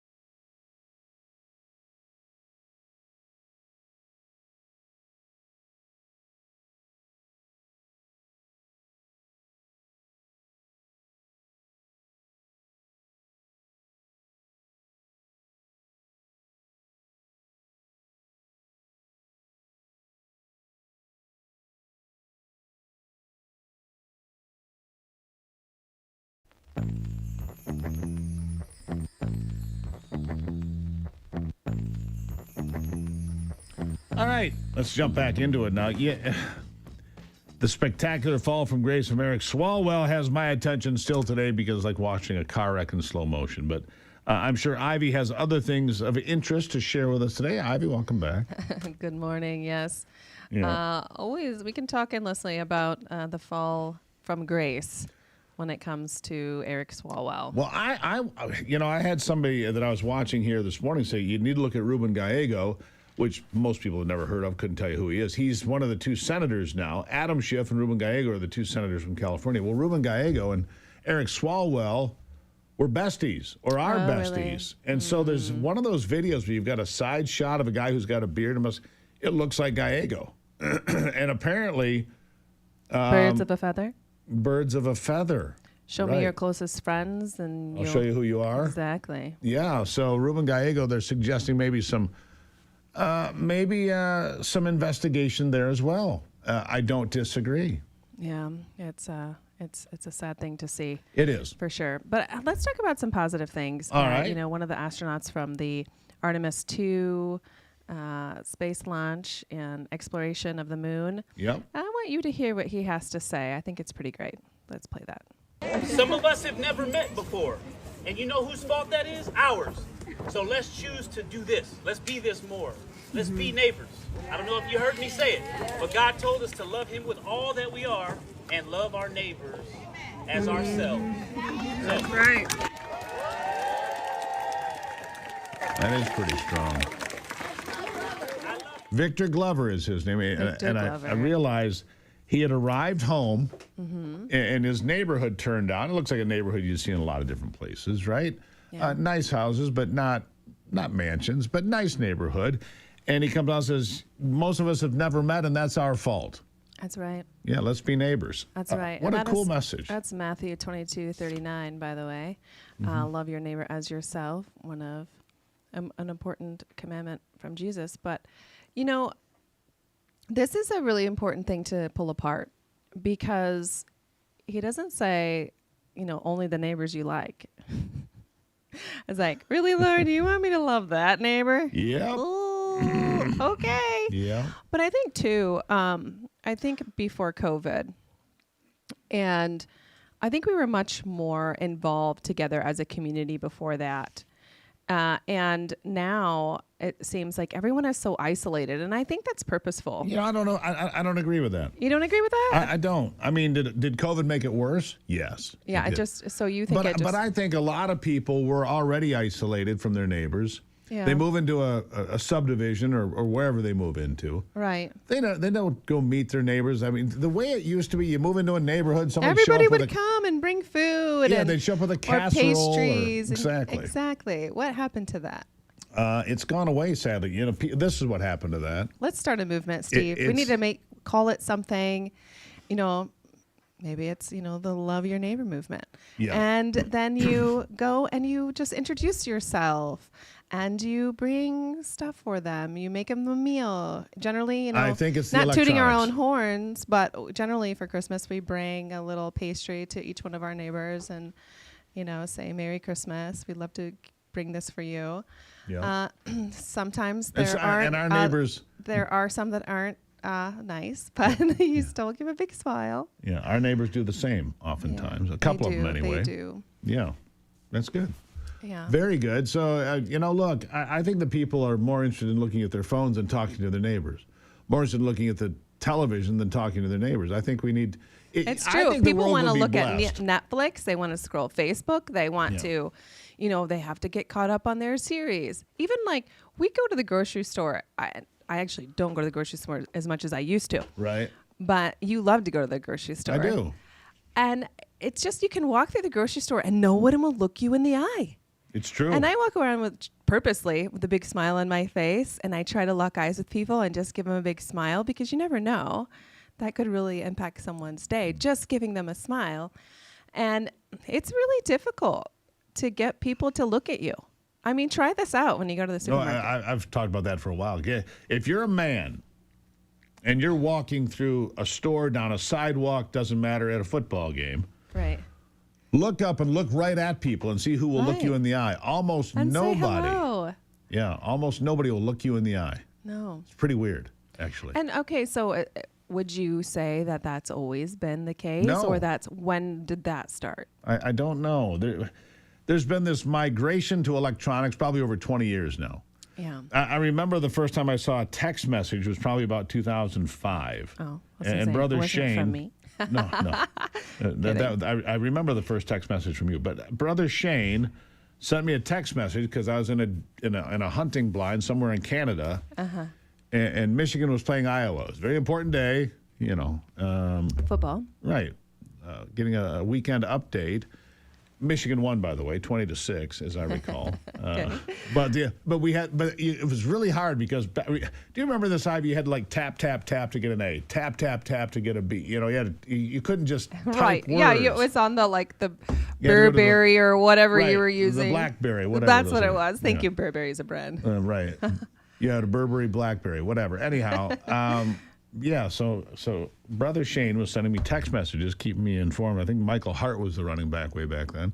Uncle Shane, Brother Shane will tell me here in a bit. Anyhow, but we've evolved from those days to this electronic tether. Right. Well, even when you try to have conversations with some people, it's very difficult because they're on their phone or they're distracted by something on their phone. This happens a lot in Right, or families. they're talking to you and zzz, right, and then boom, they're gone. Exactly. They're so distracted by notifications or whatever. And this is happening a lot with our kids, right?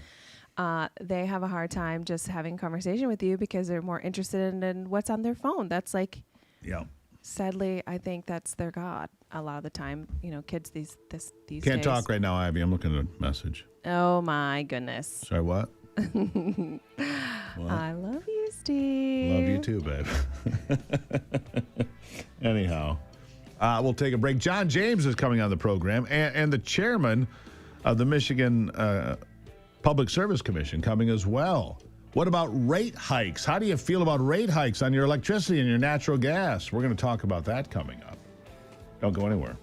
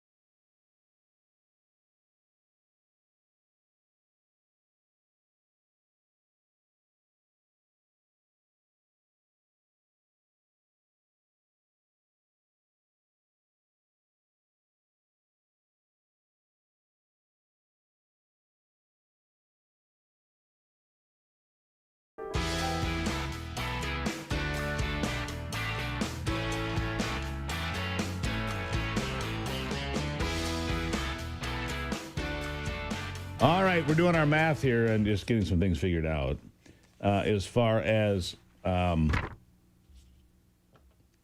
rates that you pay for electricity. And I'm gonna talk to Dan Scripps about this coming up in just a moment. He is the chair of the Michigan Public Service Commission, and this is not a problem unique to Michigan. The cost of electricity across the country is going up, except in one place, Indiana. What did Indiana do differently? Well, I know what they didn't do. They didn't close all their coal-fired power plants. I do give the governor credit for bringing back the Palisades nuclear plant because that was also a mistake. This idea of everything's going to be green in 10 years and we're only going to use windmills and solar panels. No, that's not going to get it done. Well, look at what China's done. Great. Look what China's done.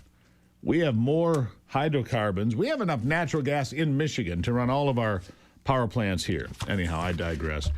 The Sheboygan Dam apparently still in peril. Water flowing over the dam on the Sheboygan River has continued to inch toward the top, happening since Friday. More rain likely on the way, according to Michigan News Source. Sheboygan County Sheriff's Office provided an area of potential flooding in case of dam failure. Officials said the water levels reached the ready mark of the emergency ready, set, go warning system. The ready designation means residents should prepare a go bag filled with medications and important documents. In addition, residents should secure outdoor items, move valuables to high ground, monitor official updates, review the family plan, and be ready to act. The set step activated when the water reaches 6 inches from the top of the dam. It should prompt residents to pack and plan for family and pets and prepare vehicles. The go step activated when the water reaches 1 inch below the top of the dam. I mean, that can happen fast. Water can come up 5 inches fast. The Michigan Department of Transportation raised and closed the US 23 Baskel Bridge on all roadway traffic Monday to protect against potential damage from debris and flooding. And more rain on the way. Sheboygan, batten down the hatches. Well, we did batten them down. We'll batten them down again. We'll teach those hatches. All right. Taking a break, and then we'll be back with Dan Scripps, chair of the Michigan Public Service Commission, after this.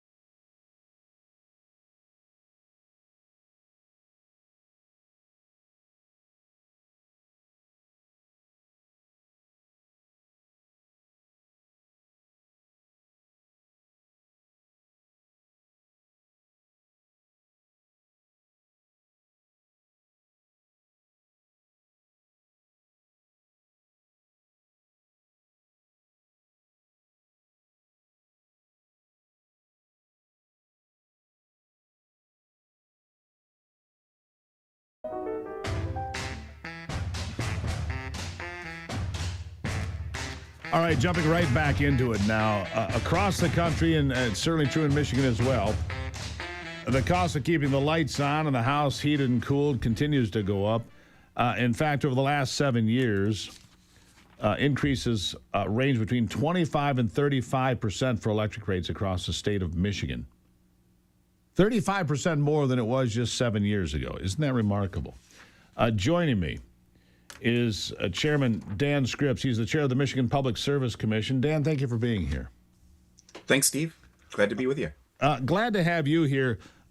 Here's the thing. Let's see here. Consumers Energy made an announcement, formally and publicly announcing its intent to seek yet another electric rate hike on June 2nd, 2026.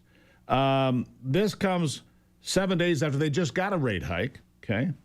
DTE, same thing, says they intend to announce a rate hike for this summer. Look, we just gave rate hikes, and I'm looking back to 2019, right? Electricity was 15.7 cents a kilowatt hour. It's now over 21 cents a kilowatt hour. And some of the things that are being paid for here, and help me with this, Dan, because I'm reading help me with this.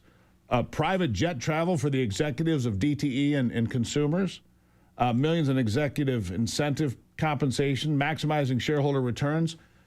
We're getting clubbed here in Michigan on electric rates. It's not unique to Michigan, but it is pretty substantial. What can you tell me? Yeah, I think there's a couple different ways of looking at it. So clearly the frequency of the rate increases is getting a lot of attention, and it should. I mean, under Michigan law, the utilities are entitled to seek an increase every year, and they effectively do. But that's the system that we're working inside of. At the same time, we have a responsibility at the commission to make sure that the dollars that the utilities are seeking are actually reasonable and prudent and should be paid for by customers. So on two of the examples that you listed, executive jet travel and incentive compensation, we've actually rejected those, saying that those are not appropriate for customers to pay. And certainly the incentive compensation that's tied to financial earnings as opposed to system improvements, that's something that shareholders should pay for, not the utility customers. And as a result of that sort of disciplined approach, even though we've seen increases and, with inflation, everything's getting more expensive, not just groceries and gas, but also poles and wires and transformers and the pieces that utilities sort of need to do their work. But even with that, we've actually seen increases over the last several years that are lower than the rate of inflation. I think it's reflective of a disciplined approach where our bills then are $23 less for the average residential customer than they are than the national average, and they're lower than the regional average, lower than bills in Ohio and Indiana too. I'm not sure. Well, Indiana's actually lowering their prices. Only state in America. They're lowering their prices for electricity here in the next few weeks if they haven't done it already. It's in process. Key drivers for the increase in electricity, Dan, according to the research I did. Number one on that list, do you know what it is? It's poles and wires. It's retiring coal-fired power plants. 5 of them since 2019, 5 full, 3 partial. That's what it says. The consensus is retiring power plants before they were actually aged out in pursuit of green energy is what's driven the cost up. That's true in Ontario that surrounds us to the north as well. Does that make sense what we did? And we also retired a nuclear power plant, but the governor had the good sense to say, wait a second, we need to bring Palisades back, which is very smart. I'm excited about Palisades. It'll be the first time in U.S. history that a retired nuclear plant comes back online. Right, which That's is good gonna news. Be a big win for Michigan. But let's talk about all those coal-fired power plants. We got ahead of ourselves here, Dan. Let's just be honest about this. Well, the idea that we're going to be totally green energy by 2040 is silly, isn't it? Well, so the Campbell plant decision in particular, I think, stands out as a good example. So that decision was announced by consumers in 2021. It went through a rigorous process where we approved a settlement in 2022, whereby, yes, Campbell got retired, but it resulted in savings for customers. And the way that the energy was replaced was some increase in renewables, but also bringing on a natural gas plant, keeping other natural gas plants operating post their expected retirement date. So it really was a holistic approach to making sure that both reliability and affordability were addressed. Why did we retire? I got to jump in. Why did we retire plants that were not aged out? They were still perfectly good. Why did we retire them? They weren't economic. They cost more than the alternatives that were available. We're up 35% in rates.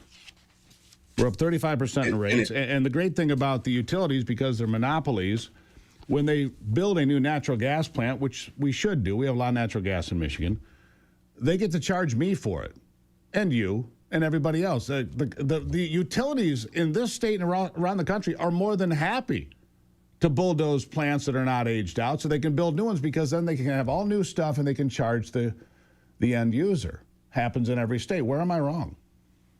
Well, I don't think that you're wrong, but I think that the process that we have been entrusted with is to look at sort of what is the most reasonable and prudent path forward. That's the standard in the law. And there's a whole lot of evidence that goes into these cases, but ultimately we found that a different mix that allowed for the responsible retirement of the Campbell coal plant ultimately was going to save customers money while making sure that we had adequate energy to keep the lights on. And so Again, rates are up 35%. In that process, what's that? Rates are up 35%. Where did I save money?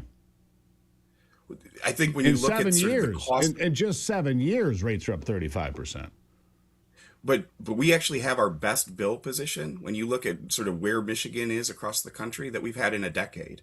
So when you look at the bills that residential customers are paying, I'm not saying that they're going down, but no, they're not going down. I look at my bill where there's an awful lot of investment being made. We've actually done a more disciplined approach than the national average and the surrounding states that we compete against. Yeah, but isn't the biggest driver of price here this effort to get to renewable energy, 100% renewable energy by 2040? Was that not the biggest driver of shutting down these plants? No, it's not. One It's plant. poles and wires. The research says otherwise, Dan. I mean, I've done the research. This is what it says. This is from my friends in the AI world, right? I mean, that's what it says.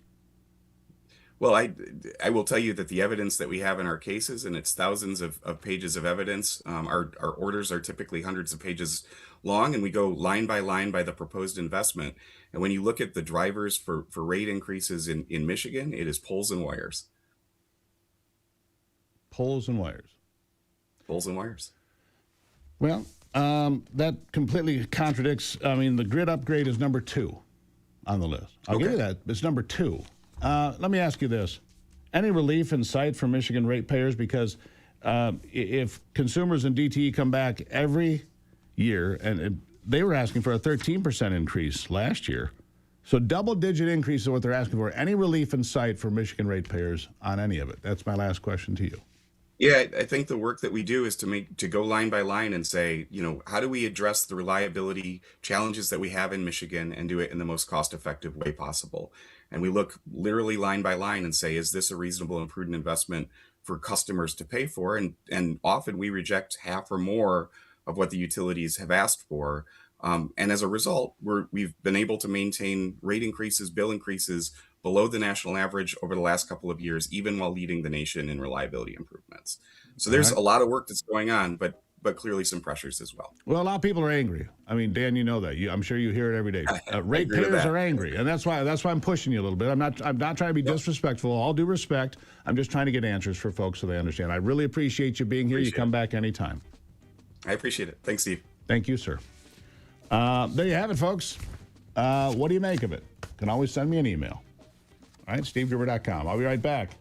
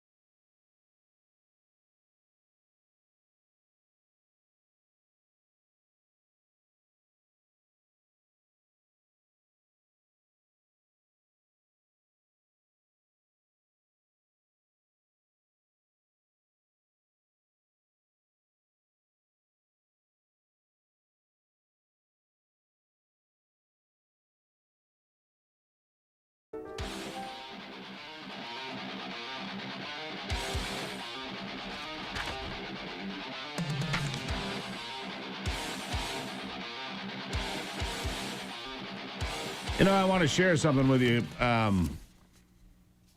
President Trump, obviously, as Ivy and I were talking about earlier, the whole thing was manufactured when it comes to Russian collusion. We know that. The whole thing was manufactured when it came to his impeachment 2019. We know that. All of this was manufactured, and people by James Clapper, for example, right? And this band of nitwits, James Comey, James Clapper, John Brennan, all of these people working in coordination with their underlings as well, to create a narrative that was absolutely false about President Trump and then pushing it through with an impeachment based on fiction. Let's go to bite 10 here, Anthony. President Trump reacts to these reports. I mean, he gets it. Listen. They cheated in the election. They cheated on the vote. They cheated in every way possible, and it's the only way we got an incompetent man to be a president. And he was an incompetent man. Many of the things that we're talking about, even including this would have been settled a long time ago, not now. And it should have been settled by other presidents. But the election was a rigged election. We can't let that happen to our country. It's concealment of exculpatory information. What should happen? Well, it's a very serious charge against them and the Democrats. They cheat. They can't get elected with their policy. So their policy is no good. They want to have, open borders.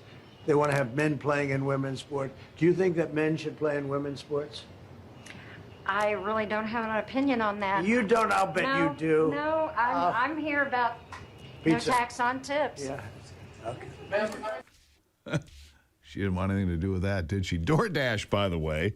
That was a grandma DoorDasher delivering McDonald's to the president in the Oval Office.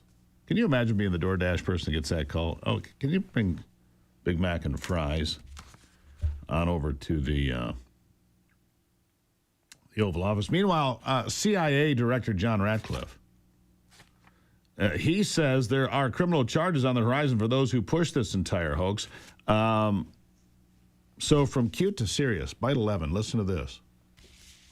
So what I think I hear you saying is there is still an opportunity for indictments, potential prosecutions, accountability from those people who may have lied under oath, like John Brennan, James Comey, and perhaps Hillary Clinton. Well, that's why I've made the referrals that I have. DNI Gabbard has made referrals, and why we're going to continue to share the intelligence that would support the ability of our Department of Justice to make bring fair and just claims against those who have perpetrated this hoax against the American people and this stain on our country. Director, one other question on this. Tulsi, as well as President Trump, used the word. Yeah, there you have it. There's going to be criminal charges here. A lot of criminal charges flying around on Capitol Hill, apparently. So here it is. Eric Swalwell is going to prison.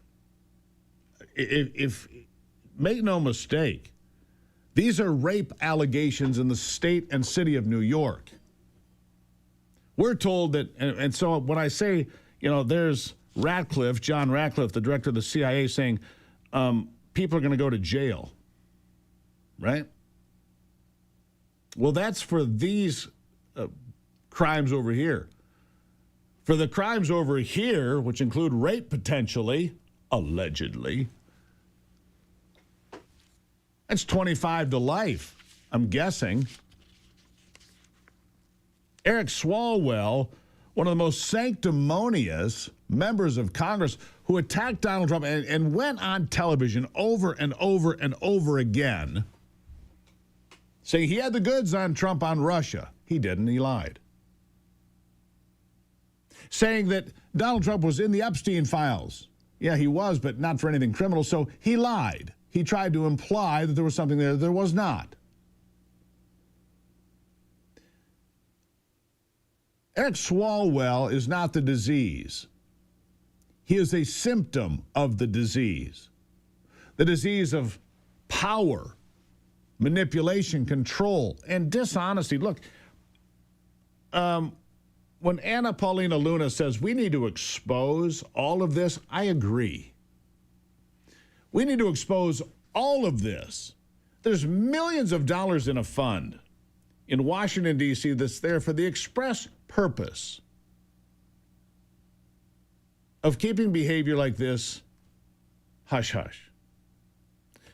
Eric Swalwell had his congressional staffers sign NDAs, non-disclosure agreements, so that no matter what happened, they could not legally go out and talk about it. Well, one of them got brave and said, you know what, I'm not playing anymore. You raped me, and I'm going forward. Kind of embarrassing. I saw CNN. Who's the little fat guy? Anyhow, little media critic guy, bowling ball, as wide as he is tall. Anyhow, can't even remember his name, which is probably best. He said it was investigative reporting from CNN that broke the story on Swalwell. No, it's not. It was well known for months. And in fact, the billionaire who had backed Swalwell kicked him out of his mansion, said, get out of here, don't ever come back. And you owe me $1 million that I invested into your campaign for California governor. This guy, Stephen Klubeck now says he is a libertarian Republican. He wants nothing to do with the Democrats. He said they have no integrity. And you know how we know they have no integrity? Because Kevin McCarthy, former Speaker of the House, said he was in hearings years ago when some of the stuff about Swalwell was exposed. I use that word loosely, exposed. And he turned to Nancy Pelosi and said, hey, how do we have this guy on the Intel Committee? He's compromised. This is back to Fang and sleeping with a Chinese spy and all of it. All of it. Anyhow, Swalwell is going to prison. Mark my words. I'll be right back.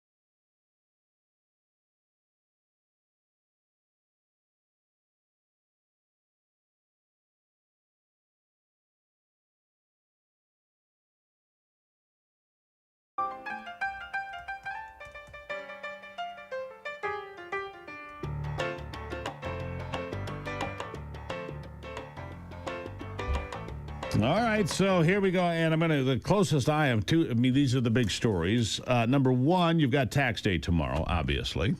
Make sure you pay your taxes, file your taxes. If they owe you money, you can wait as long as you want, but, well, to a point, then they don't pay you anymore. I think you get 3 years, something like that. So you got that. You got the blockade of the Strait of Hormuz by the United States military. Not blocking everybody, just blocking ships coming and going from Iran. All right, so you've got that happening, blocking the ships coming and going from Iran. And then, of course, you got Swalwell. When does he leave? And Gonzalez, too, by the way, the Republican from Texas, also announced that he's leaving. He had admitted previously to an inappropriate affair with a staff member who later killed herself. Okay? So even though he admitted it, it's a bad look. Meanwhile, you've still got this member of Congress, Democrat, who stole $5 million apparently from COVID money. She's still on the payroll of the Democrat Party. You see, Democrats will not, they'll say all the right things. Oh, we want Swalwell held accountable, but only if Gonzalez resigns. See, they were doing that game too. We'll do it, but he's got to go too. Because it's not really about accountability to them. It's still about holding power. Well, the good news is that the Republicans got one more vote yesterday as the new member of Congress from the 14th Congressional District was sworn in. I don't have his name in front of me, but he replaces Marjorie Taylor Greene, who's gone completely off the rails. Anyhow, so today, we're covering all this, and today in Washington, Lebanon and Israel, the ambassadors are going to sit down to discuss how they stop sending missiles and rockets across the border back and forth. Yep. Anyhow. So that's where we are with all of that. So a lot to keep up on, and we will do it for you. Thank you for being here. The new program, it's not really new, I suppose. Rebranded as Daybreak. I kind of like it. The logo's really nice. Hope you enjoy it. Fight the good fight. Keep the faith. God bless America. I'm Steve Gruber. This is Daybreak, and remember, only you can save America.